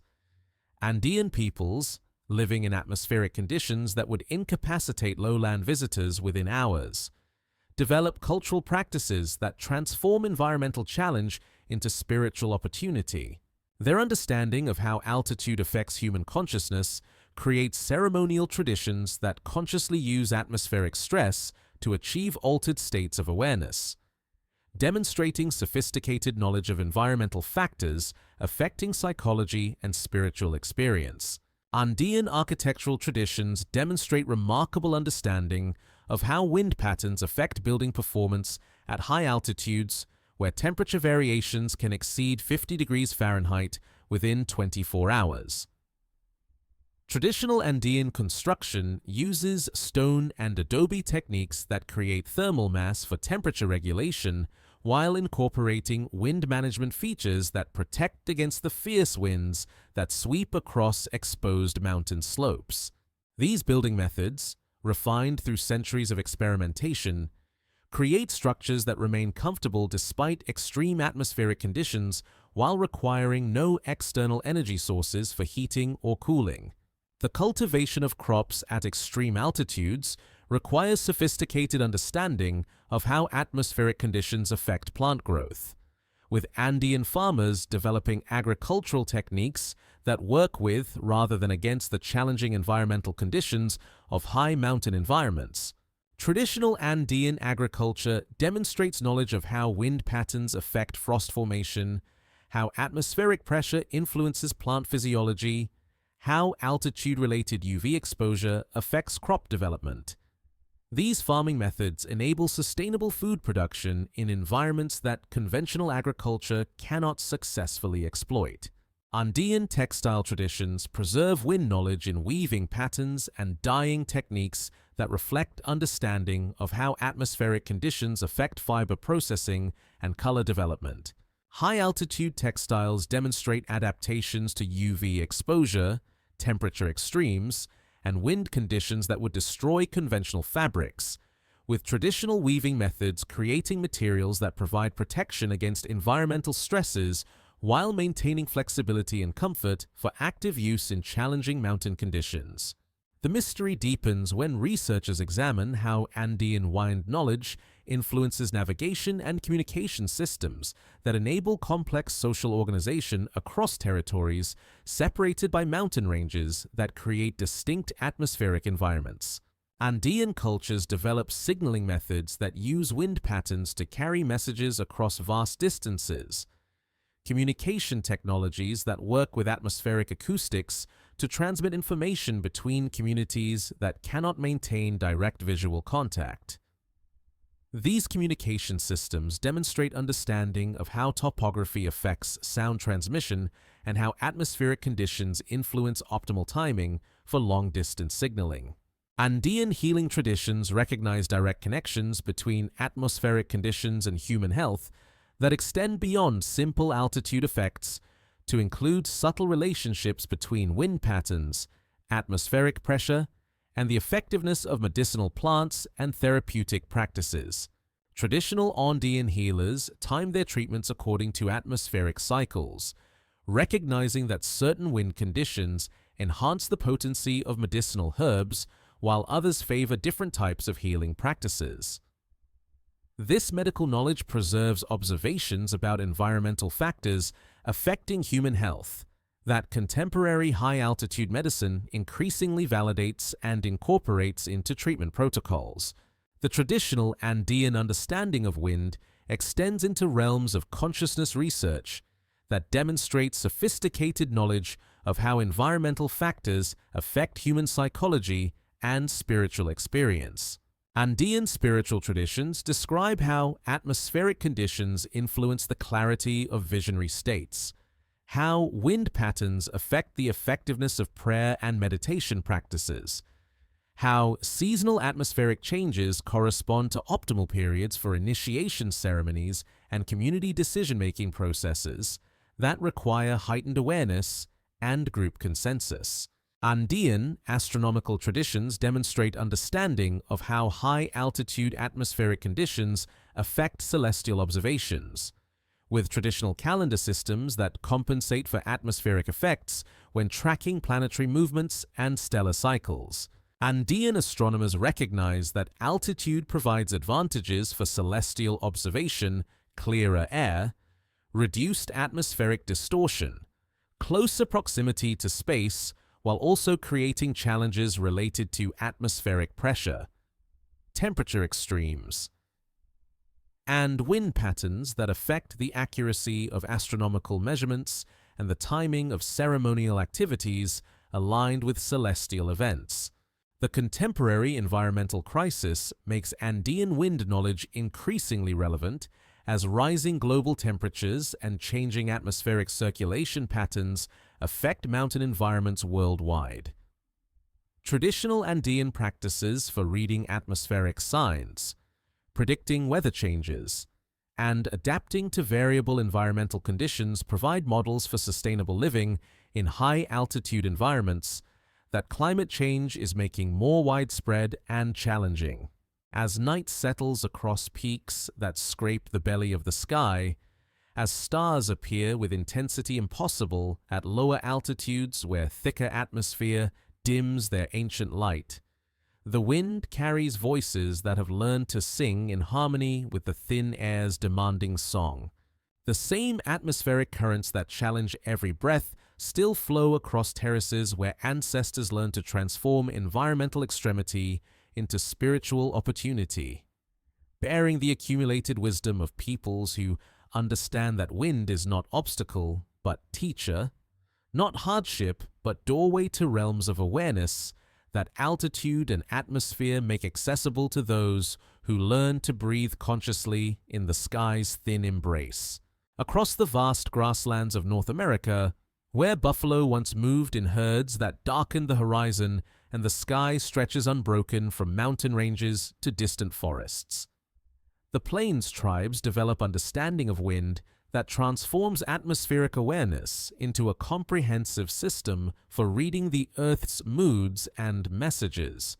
From the Lakota territories in the north, where winter winds carry blizzards that can bury entire camps, to the southern reaches where Comanche riders learn to navigate by the subtle signs that indicate water sources and game movements.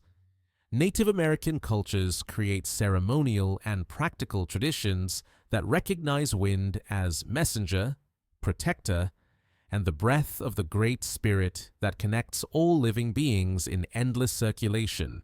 The medicine wheel, that ancient symbol found in stone circles across the western plains, maps not only the four directions but the four winds that carry distinct spiritual and practical qualities essential for survival in landscapes where atmospheric conditions determine the location of resources and the timing of seasonal migrations.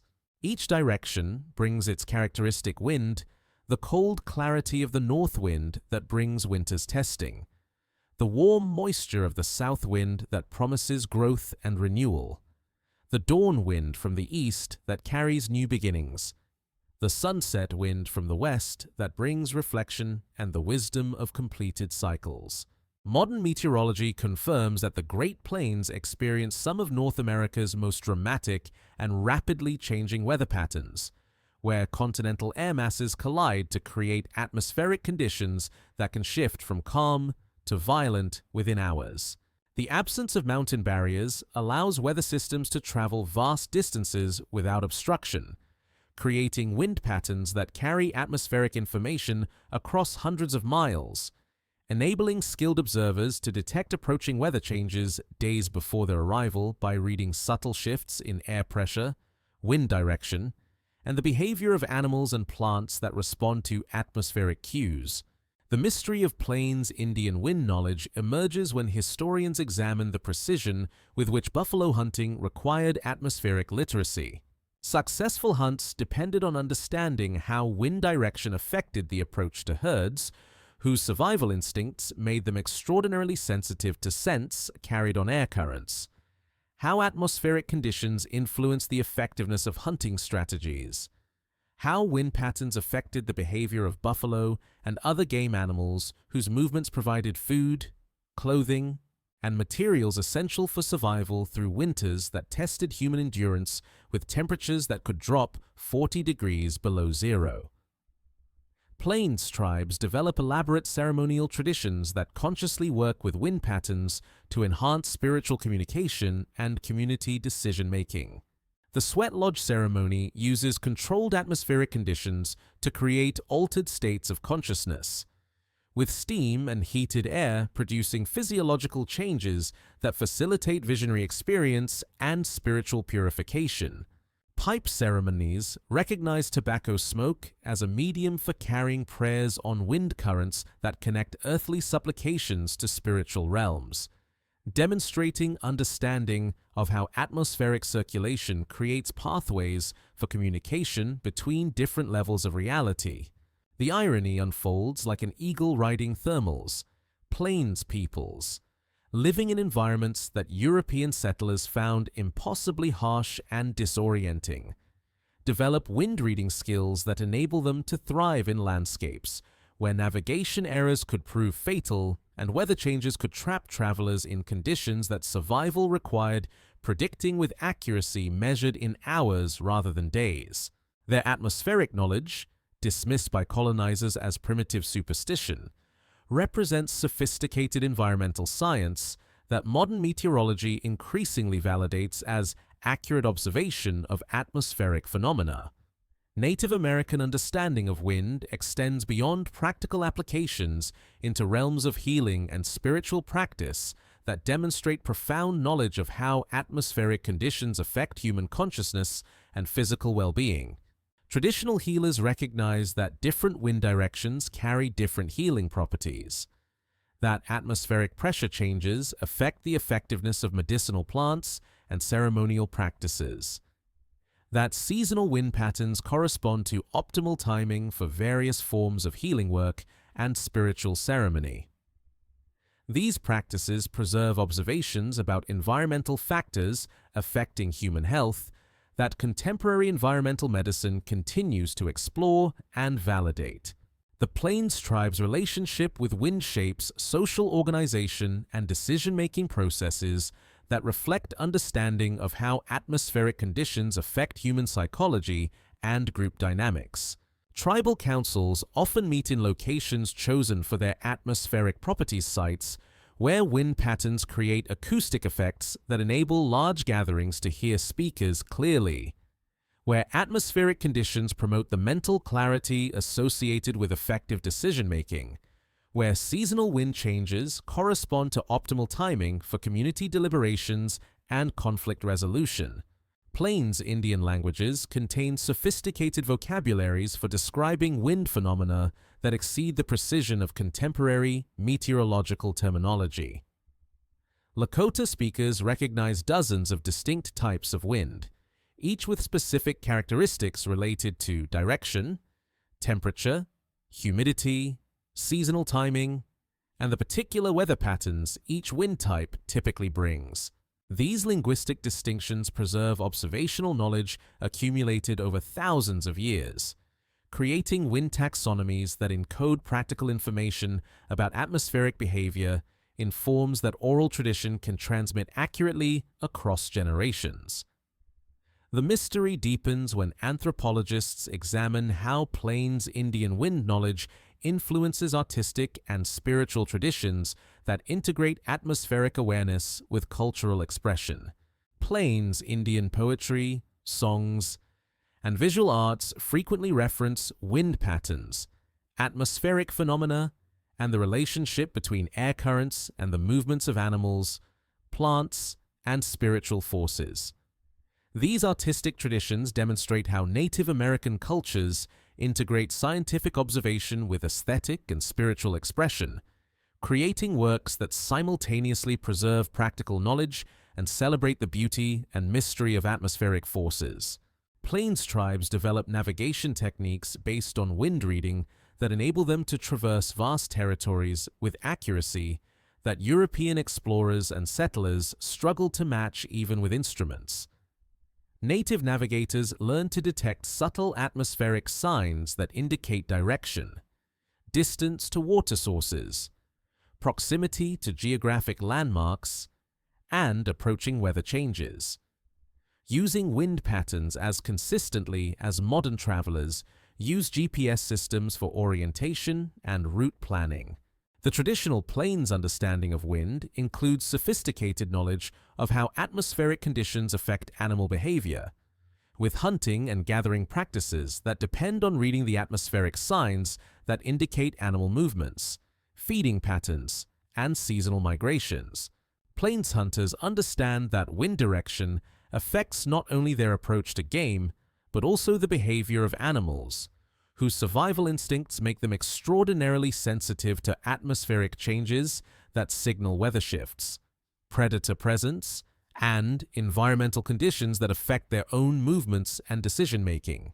Native American astronomical traditions demonstrate understanding of how atmospheric conditions affect celestial observations, with traditional calendar systems that compensate for atmospheric effects when tracking seasonal changes and timing ceremonial activities according to astronomical events. Plains astronomers recognize that atmospheric pressure, humidity, and wind patterns influence the visibility of celestial phenomena, developing observation techniques that work with rather than against variable atmospheric conditions to maintain accurate calendars and conduct ceremonial activities aligned with cosmic cycles.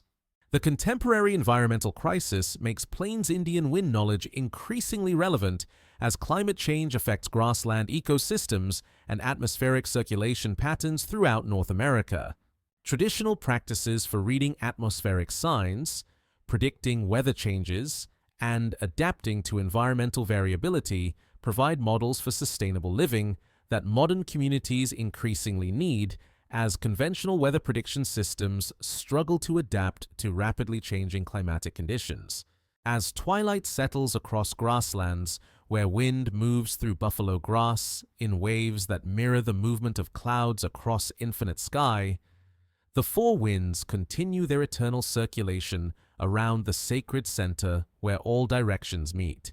The same atmospheric currents that guided the first peoples across landscapes that demanded atmospheric literacy for survival still carry the voices of ceremonies that honor wind as messenger and teacher, bearing the accumulated wisdom of cultures that understand breath as the medium through which individual life participates in the larger breathing that sustains all existence. Across the vast blue expanse of the Pacific Ocean, where water stretches beyond every horizon, and islands appear like scattered jewels on a surface that mirrors the infinity of sky, the Polynesian navigators develop understanding of wind that transforms atmospheric literacy into humanity's most sophisticated system for oceanic exploration. From the shores of Tahiti, where outrigger canoes prepare for journeys that may last for months, to the remote atolls of Micronesia, where master navigators train apprentices in secrets that enable travel across thousands of miles of open water without instruments. Pacific island cultures create navigation traditions that read wind patterns with precision that modern satellite systems struggle to match for accuracy and reliability. The Polynesian cosmos breathes with the rhythm of trade winds that blow with such consistency across tropical latitudes that they serve as highways for oceanic voyages spanning distances that European navigators would not attempt until the development of chronometers and precise charts centuries later. These atmospheric currents, generated by the interaction between equatorial heating and the Coriolis effect, create wind patterns so stable that Polynesian navigators use them as reliable directional references. Understanding that specific wind directions correspond to particular island groups, and that atmospheric conditions carry information about land masses beyond the visible horizon. Modern atmospheric science reveals that the Pacific Ocean experiences the most stable and predictable wind patterns on Earth, with trade wind systems that have remained essentially unchanged for thousands of years, creating atmospheric highways that connect island groups across distances measured in thousands of miles. Polynesian navigation techniques, developed through centuries of oceanic exploration, demonstrate understanding of these atmospheric dynamics that enables voyagers to traverse vast ocean distances using wind patterns as precisely as modern sailors use electronic navigation instruments. The mystery of Polynesian wind knowledge emerges when researchers examine how navigators detect the presence of islands while still hundreds of miles away from visible land.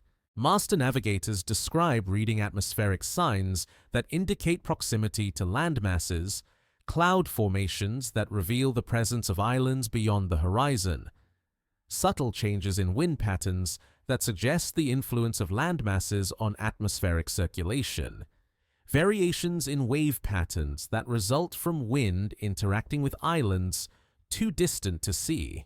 These navigation techniques preserve knowledge of atmospheric phenomena that modern meteorology has only recently begun to understand and explain scientifically. Polynesian languages contain sophisticated vocabularies for describing wind and wave conditions that enable navigators to communicate precise information about atmospheric and oceanic states, using terminology that encodes centuries of observational knowledge.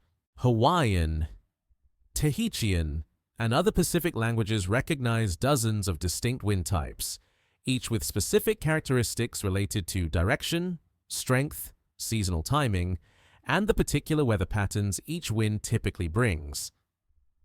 These linguistic systems preserve practical navigation knowledge in forms that oral tradition can transmit accurately across generations without dependence on written charts or instruments. The irony emerges like phosphorescence in tropical waters. Polynesian navigators, using knowledge transmitted entirely through oral tradition and practical training, achieve oceanic voyages that European explorers considered impossible until the development of sophisticated instrumentation and cartographic science. Their understanding of wind patterns, wave behavior, and atmospheric signs enables them to discover and settle islands throughout the Pacific Basin, creating a maritime civilization that spans 1/3 of the Earth's surface, using navigation techniques that work with rather than against natural oceanic and atmospheric systems. Polynesian understanding of wind extends beyond navigation into realms of spiritual practice and cultural expression that recognize atmospheric conditions as manifestations of divine presence and cosmic order. Traditional Polynesian ceremonies often incorporate wind observations and atmospheric awareness, with ritual practices that acknowledge wind spirits and seek to maintain harmony between human activities and the atmospheric forces that govern oceanic conditions and island weather patterns. The outrigger canoe represents technological adaptation specifically designed to work with Pacific wind patterns rather than against them, with hull shapes, sail configurations, and rigging systems that enable these vessels to achieve remarkable speed and stability in conditions that would overwhelm conventional boat designs. Polynesian boat builders understand how different wind angles affect sailing performance, how atmospheric conditions influence optimal sailing speeds, how wind shear affects vessel stability in the complex wave conditions that characterize open ocean sailing. Polynesian navigation training preserves wind knowledge through educational systems that combine practical seamanship with cultural transmission of atmospheric wisdom accumulated over centuries of oceanic exploration.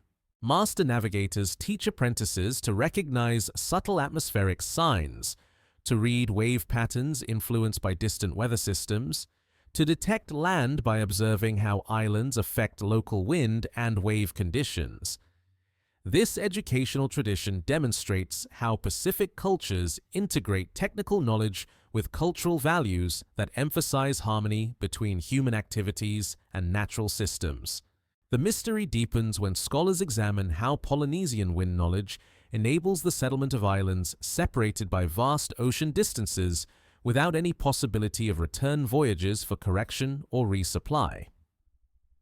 The precision required for successful oceanic exploration demands navigation accuracy that allows for no significant errors, creating cultural pressures that produce navigation systems of extraordinary sophistication and reliability. Polynesian navigators develop methods for reading atmospheric conditions that enable them to maintain course accuracy across voyages lasting weeks or months without sight of land.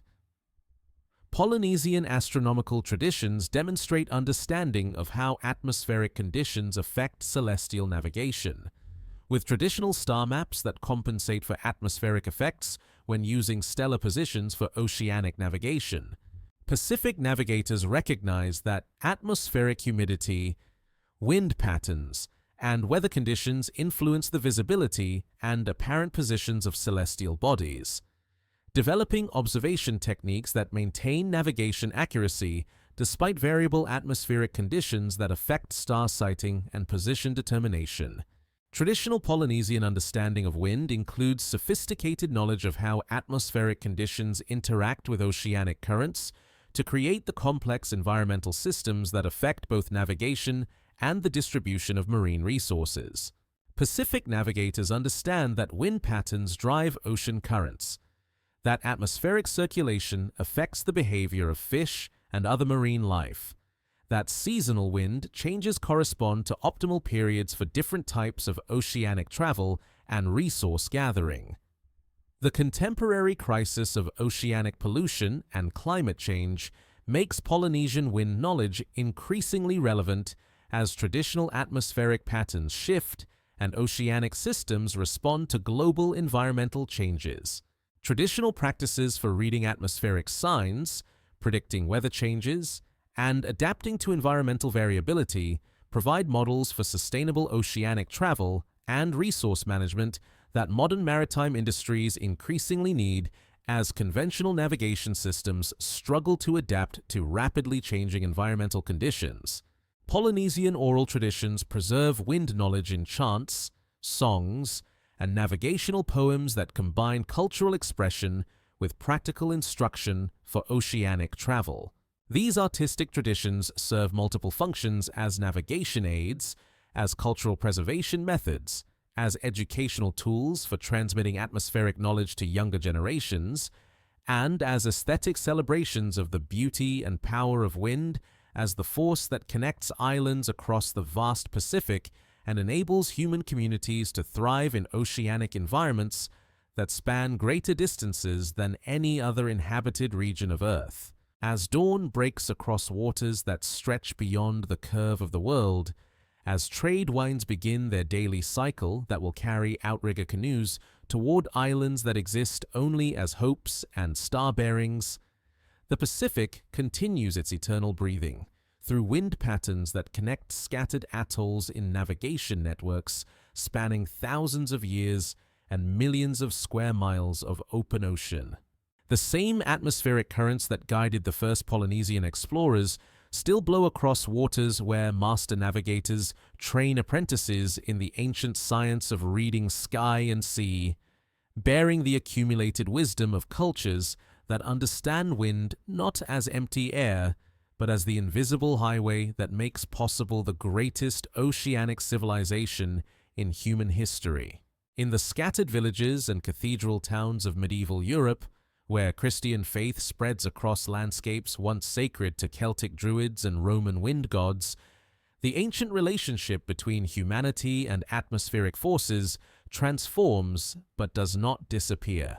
From the stone churches of Ireland, where monks illuminate manuscripts while sea winds whistle through narrow windows, to the mountain monasteries of the Alps, where bells ring across valleys carved by glacial winds, medieval European communities develop wind traditions that blend Christian theology with practical atmospheric knowledge inherited from pre-Christian cultures that understood wind as divine breath moving through the world. Medieval chroniclers record that communities throughout Europe maintain patron saints of favorable winds: Saint Nicholas, protecting sailors from storms; Saint Erasmus, guiding ships through treacherous passages; Saint Clement, blessing fishermen with breezes that fill nets and carry boats safely home.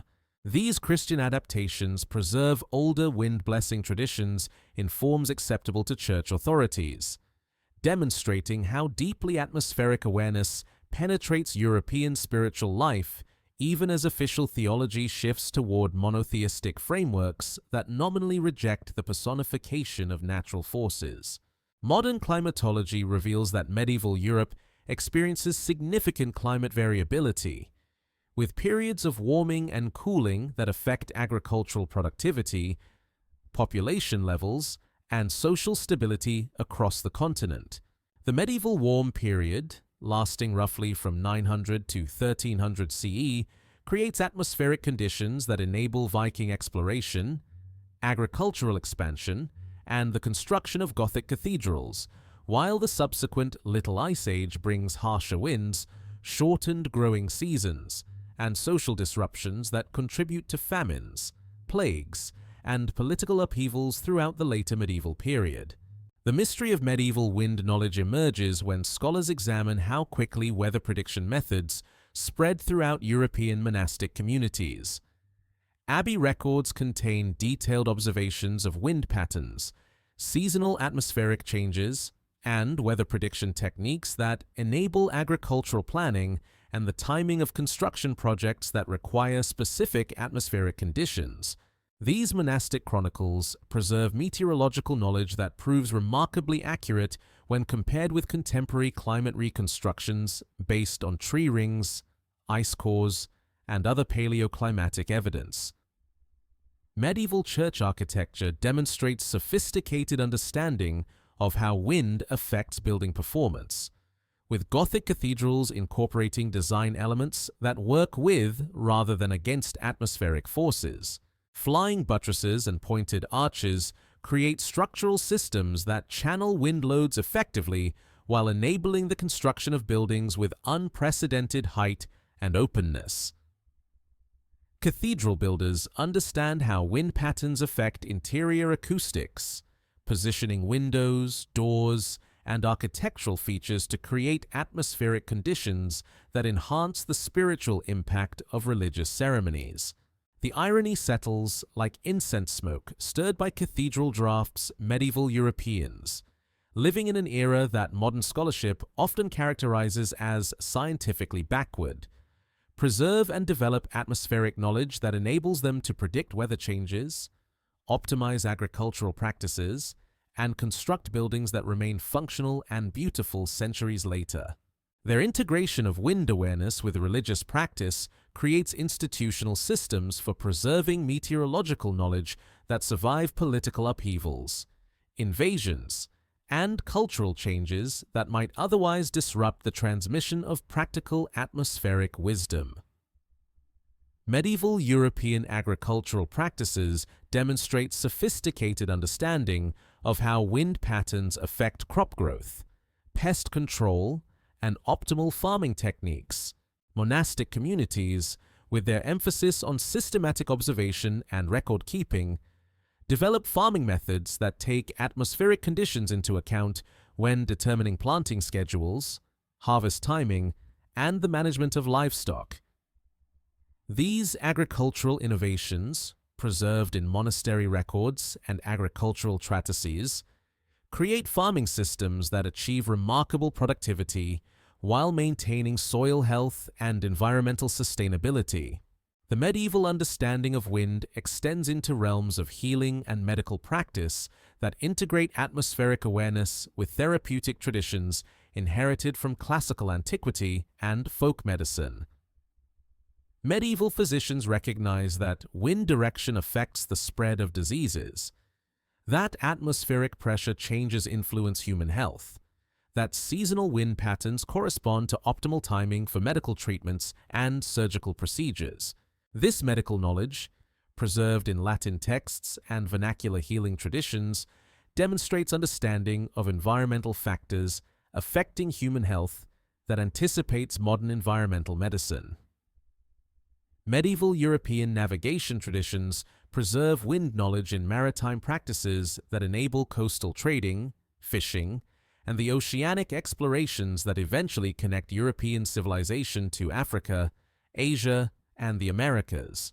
Medieval sailors developed methods for reading atmospheric signs that indicate approaching weather changes, for predicting wind direction and intensity, for timing voyages according to seasonal atmospheric patterns that affect sailing conditions. These navigation techniques, combined with improvements in ship design and cartographic knowledge, enable maritime activities that transform European economy and culture.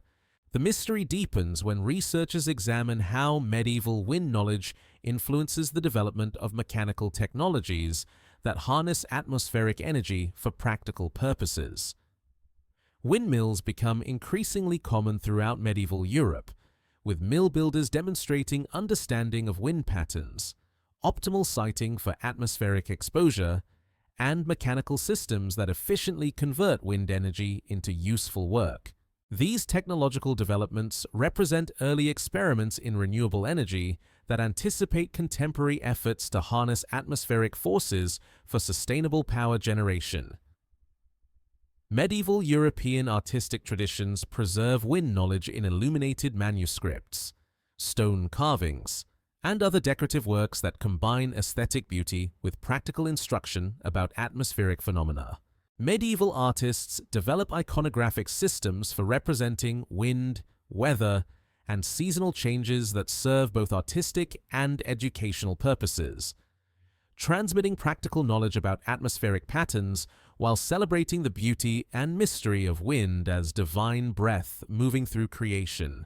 The medieval understanding of wind includes sophisticated knowledge of how atmospheric conditions affect the timing and effectiveness of military operations, with warfare tactics that take weather patterns into account when planning sieges, battles, and strategic movements.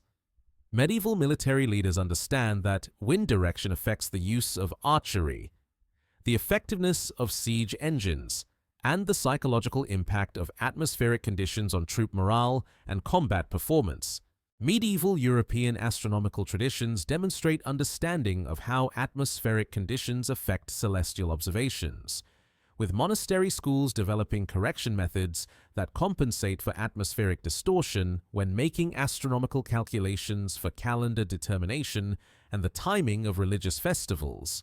Medieval astronomers recognized that wind patterns, atmospheric pressure, and weather conditions influence the accuracy of celestial observations, developing techniques that maintain calendar precision despite variable atmospheric conditions. The contemporary environmental crisis makes medieval wind knowledge increasingly relevant as modern communities seek sustainable alternatives to fossil fuel dependence and environmentally destructive energy systems. Medieval practices for harnessing wind energy, reading atmospheric signs, and integrating environmental awareness with community planning provide models for sustainable living that contemporary green movements increasingly study and adapt for modern applications. Medieval pilgrimage traditions preserve wind knowledge in travel practices that take atmospheric conditions into account when planning long-distance journeys to sacred sites throughout Europe. Pilgrims learn to read weather signs, to time their travels according to seasonal wind patterns, and to seek shelter during atmospheric conditions that make travel dangerous or impossible. These pilgrimage practices demonstrate how medieval European communities integrate practical atmospheric knowledge with religious devotion and cultural expression. As Vespers bells ring across medieval landscapes where Christian communities maintain ancient relationships with atmospheric forces, where monastery gardens grow herbs according to wind calendars inherited from pre-Christian traditions, the wind continues carrying prayers and practical wisdom through seasons that test human endurance and reward atmospheric literacy. The same currents that filled the sails of Viking longships still move through Gothic cathedrals and monastery courtyards, bearing the accumulated knowledge of cultures that understand wind as both physical phenomenon and spiritual presence, both practical necessity and divine gift that connects earthly communities to celestial realms where ancient wisdom transforms but never disappears.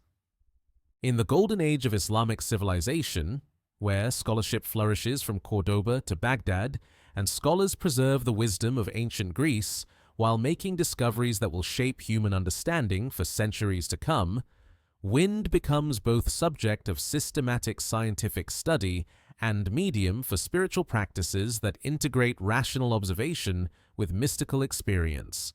From the observatories of Damascus, where astronomers map the movement of celestial bodies through atmospheric conditions, to the madrasas of Cairo, where mathematicians develop geometric principles for understanding fluid dynamics, Islamic scholars create synthesis between empirical investigation and spiritual inquiry that treats wind as manifestation of divine order, accessible to both scientific analysis and contemplative understanding. The great Islamic polymath Al-Kindi writes treatises on meteorology that combine Aristotelian natural philosophy with original observations of atmospheric phenomena, creating theoretical frameworks that explain wind generation, seasonal atmospheric changes, and the relationship between celestial movements and terrestrial weather patterns.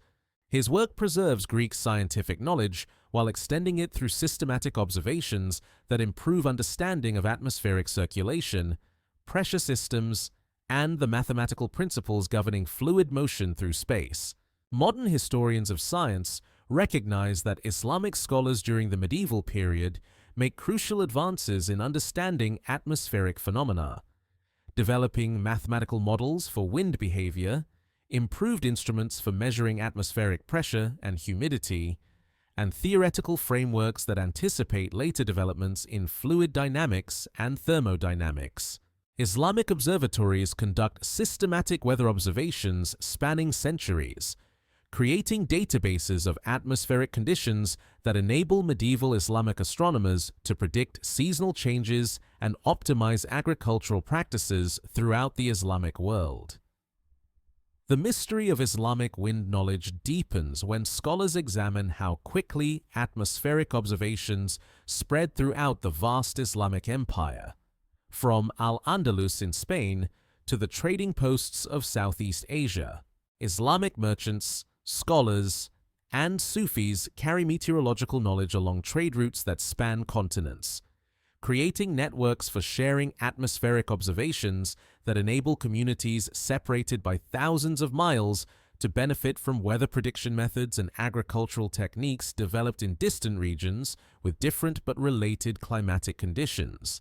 Islamic mathematical traditions develop geometric principles that prove essential for understanding atmospheric circulation, with scholars like Ibn al-Haytham creating mathematical models for fluid motion that explain how pressure differences generate wind, how temperature variations drive atmospheric circulation, and how geographic features affect local wind patterns.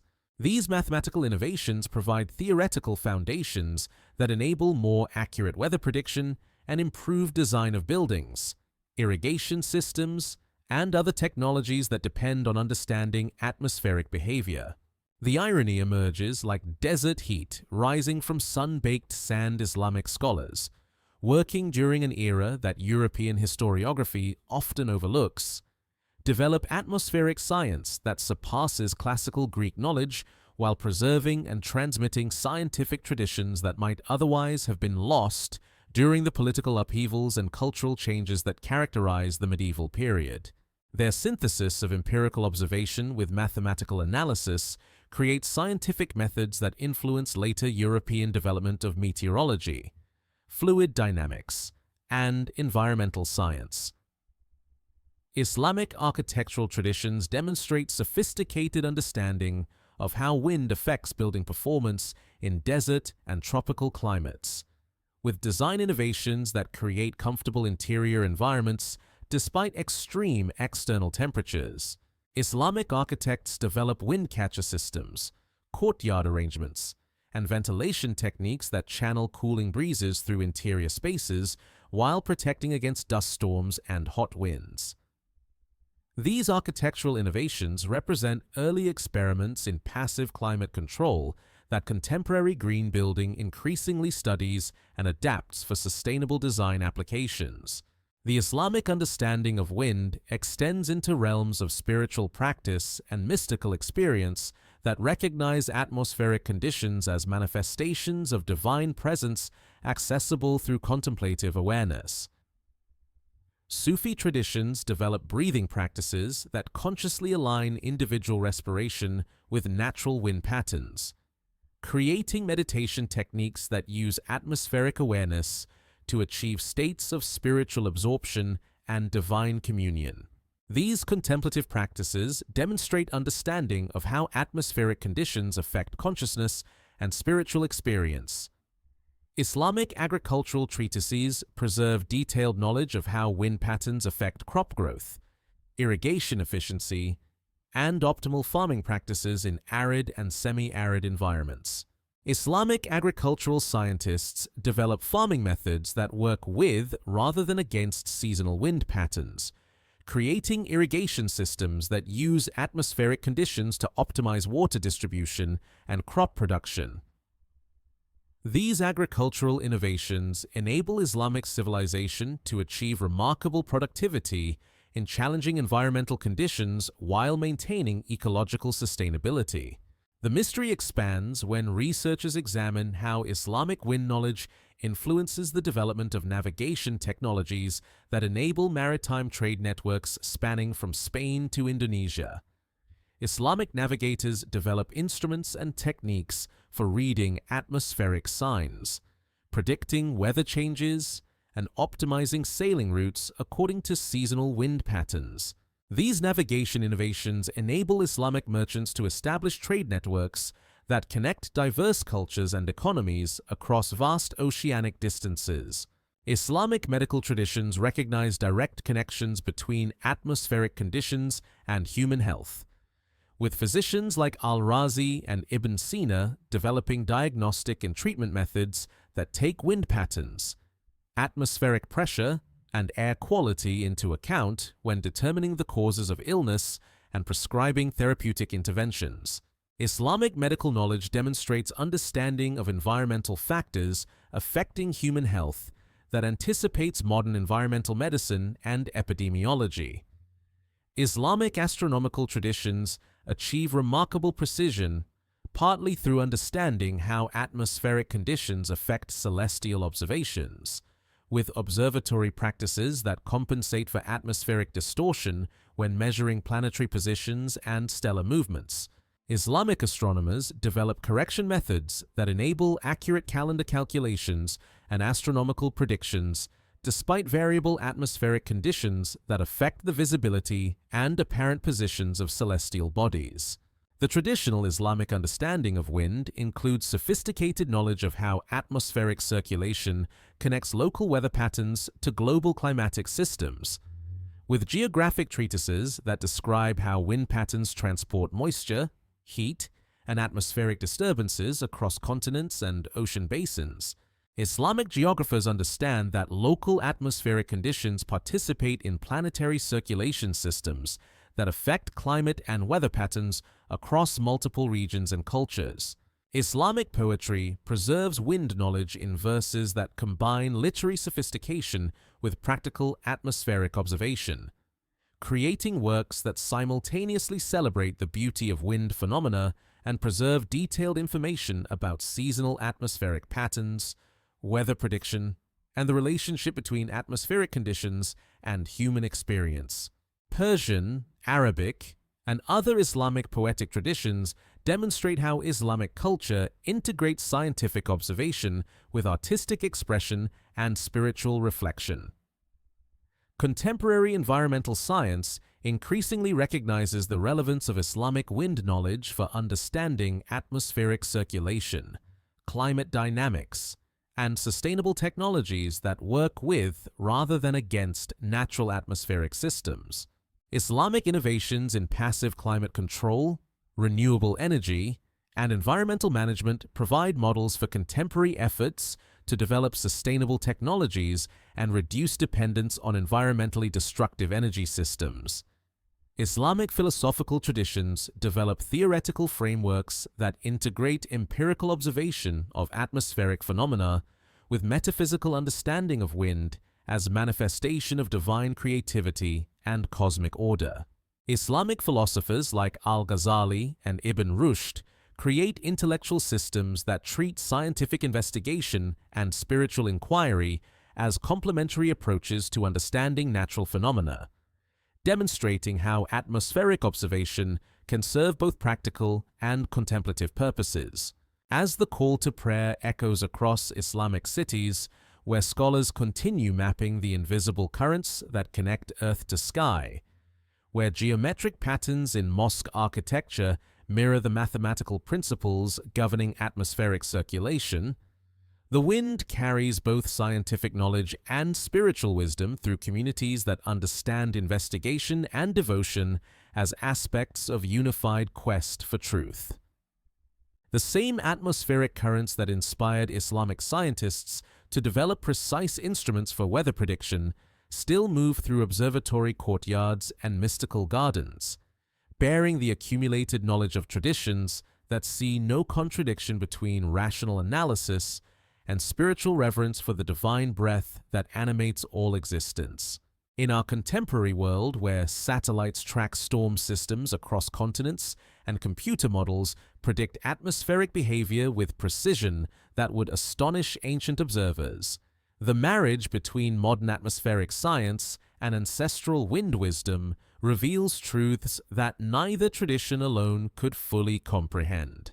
From research stations in Antarctica, where scientists study wind patterns that drive global climate systems, to urban laboratories where atmospheric physicists investigate how ancient breathing practices affect human neurology, the convergence of empirical science and traditional knowledge creates understanding of wind that honors both the mathematical elegance of fluid dynamics and the experiential wisdom of cultures that learn to breathe in harmony with planetary respiration.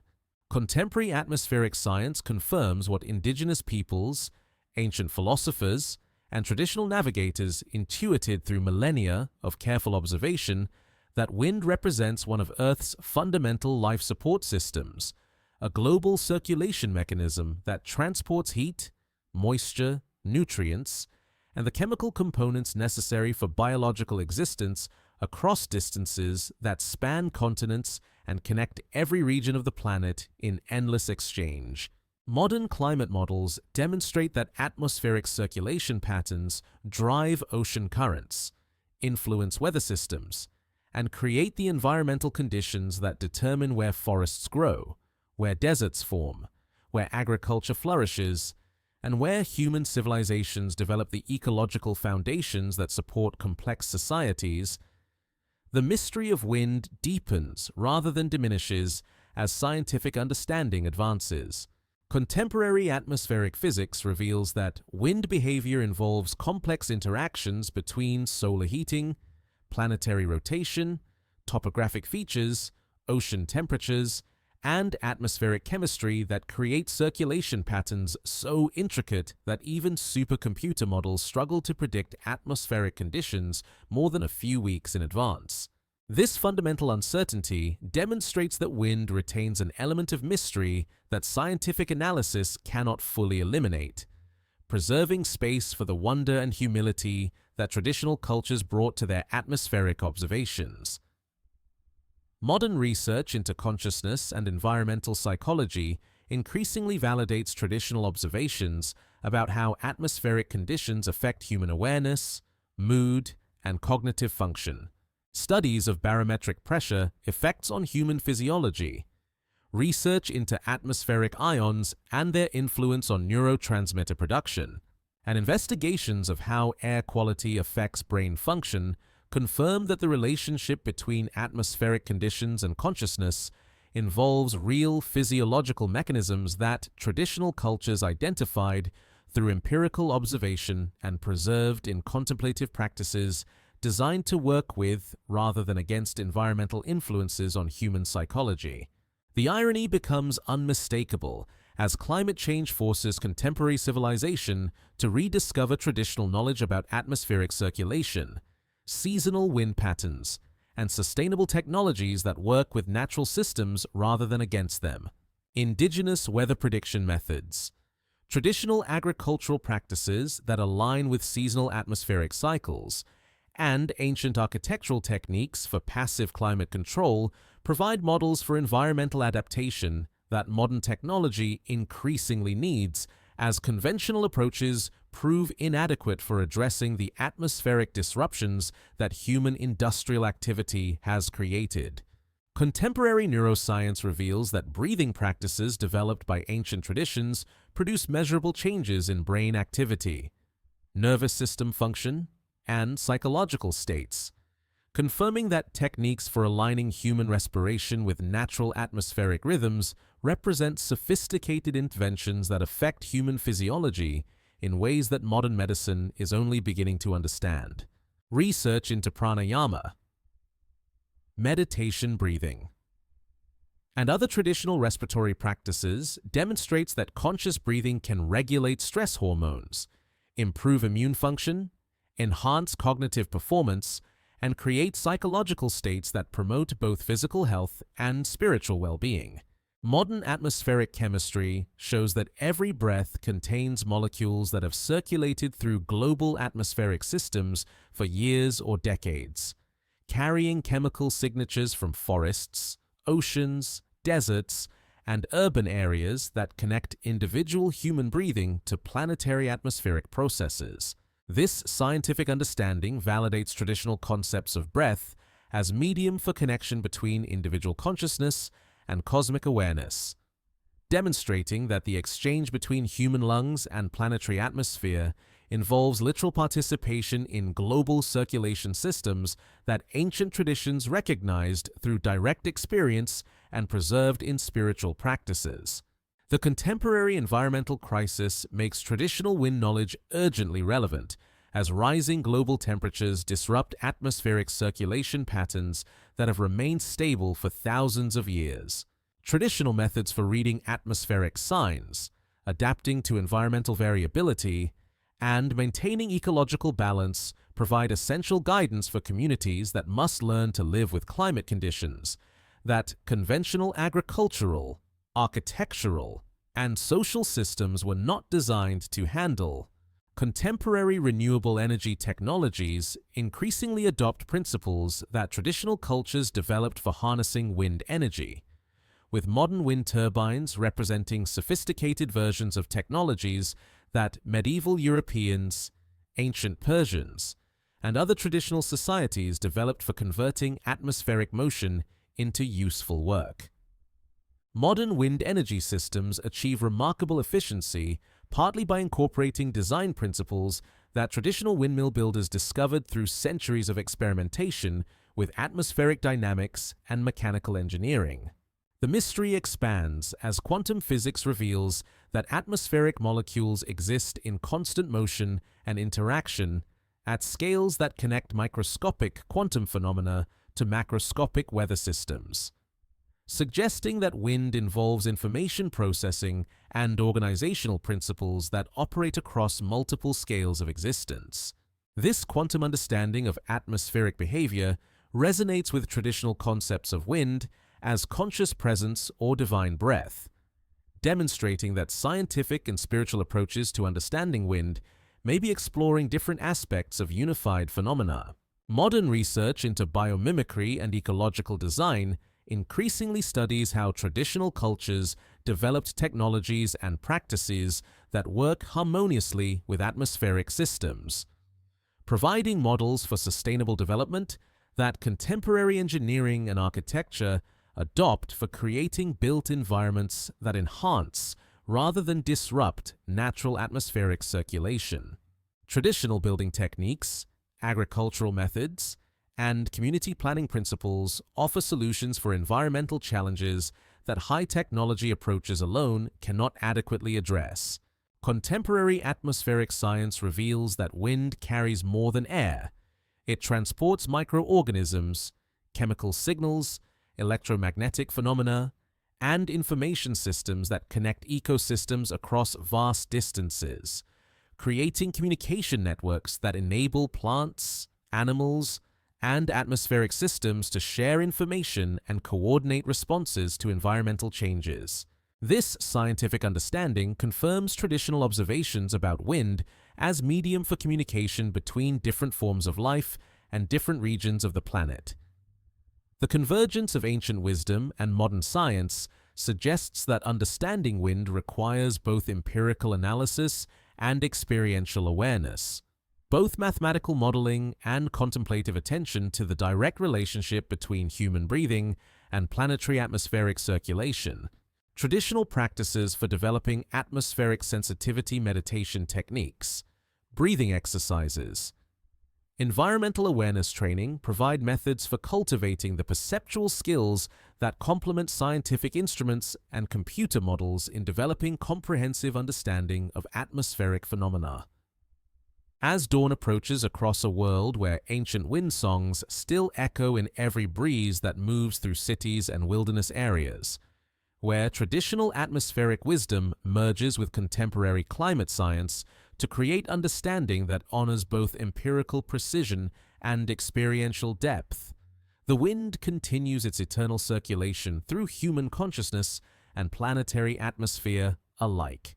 The same currents that inspired the first humans to sing in harmony with moving air still carry the voices of all who understand that breath connects individual existence to cosmic processes larger and more mysterious than any single tradition of knowledge can fully comprehend, yet accessible to any consciousness that learns to listen with the attention that wind has always deserved and always rewarded. The eternal song continues, as it always has, as it always will, across landscapes transformed by human civilization and wilderness areas that retain the memory of ice ages. The wind moves with patience that measures time in geological epochs rather than human lifespans. It carries the dust of mountains ground to sand by millions of years of weather, the molecules of breath exhaled by dinosaurs and absorbed by ancient forests, the chemical signatures of oceans that existed when continents had different shapes and different names. In this moment, wherever you are listening, the air that fills your lungs has traveled pathways that connect your breathing to atmospheric circulation systems spanning the entire planet. The oxygen you draw into your body was released by trees in distant forests, by algae in oceans you may never see, by plants that grew and died and returned their elements to the endless cycle that sustains all life. Your exhalation adds to atmospheric currents that will carry traces of your presence across continents and seasons, participating in the planetary breathing that connects all living beings in exchanges older than memory and more patient than stone. The wind remembers everything the first song sung by voices that learned to harmonize with moving air, the prayers whispered by desert travelers seeking favorable breezes, the navigation chants of sailors reading atmospheric signs across trackless waters. It remembers the breath of shamans entering trance states at high altitudes where thin air opens doorways to expanded awareness, the sighs of lovers meeting in gardens where evening breezes carry the scent of flowers that bloom and fade and bloom again with rhythms that measure seasons in cycles of renewal. Every tradition that learned to listen to wind discovered the same essential truth, that breath is the most intimate connection between individual consciousness and the larger breathing that sustains worlds. The Aboriginal song lines, the Polynesian navigation chants, the Vedic pranayama practices, the Celtic ceremonies in sacred groves all preserve variations of the fundamental recognition that human breathing participates in atmospheric circulation systems that connect local awareness to cosmic processes beyond the capacity of any single mind to fully comprehend. Modern science confirms what ancient wisdom always knew, that wind is not empty space, but the medium through which life communicates with life, through which ecosystems share information across distances measured in continents, through which the planet maintains the delicate atmospheric balance that makes possible the existence of clouds and rain and the endless green growing that covers Earth with beauty. The wind carries more than air. It carries the possibility of existence itself. The invisible infrastructure that enables birds to fly and seeds to travel and human voices to carry across distances that span both geography and time. The song the wind sings has no beginning and no ending. No words that can be captured in any human language. No melody that remains constant from moment to moment. It changes with the seasons and the weather, with the shape of landscapes and the temperature of oceans, with the breathing of forests and the exhalation of cities. Yet something in its rhythm remains eternal. Something in its circulation connects this moment to every moment that has ever been and every moment that will ever come.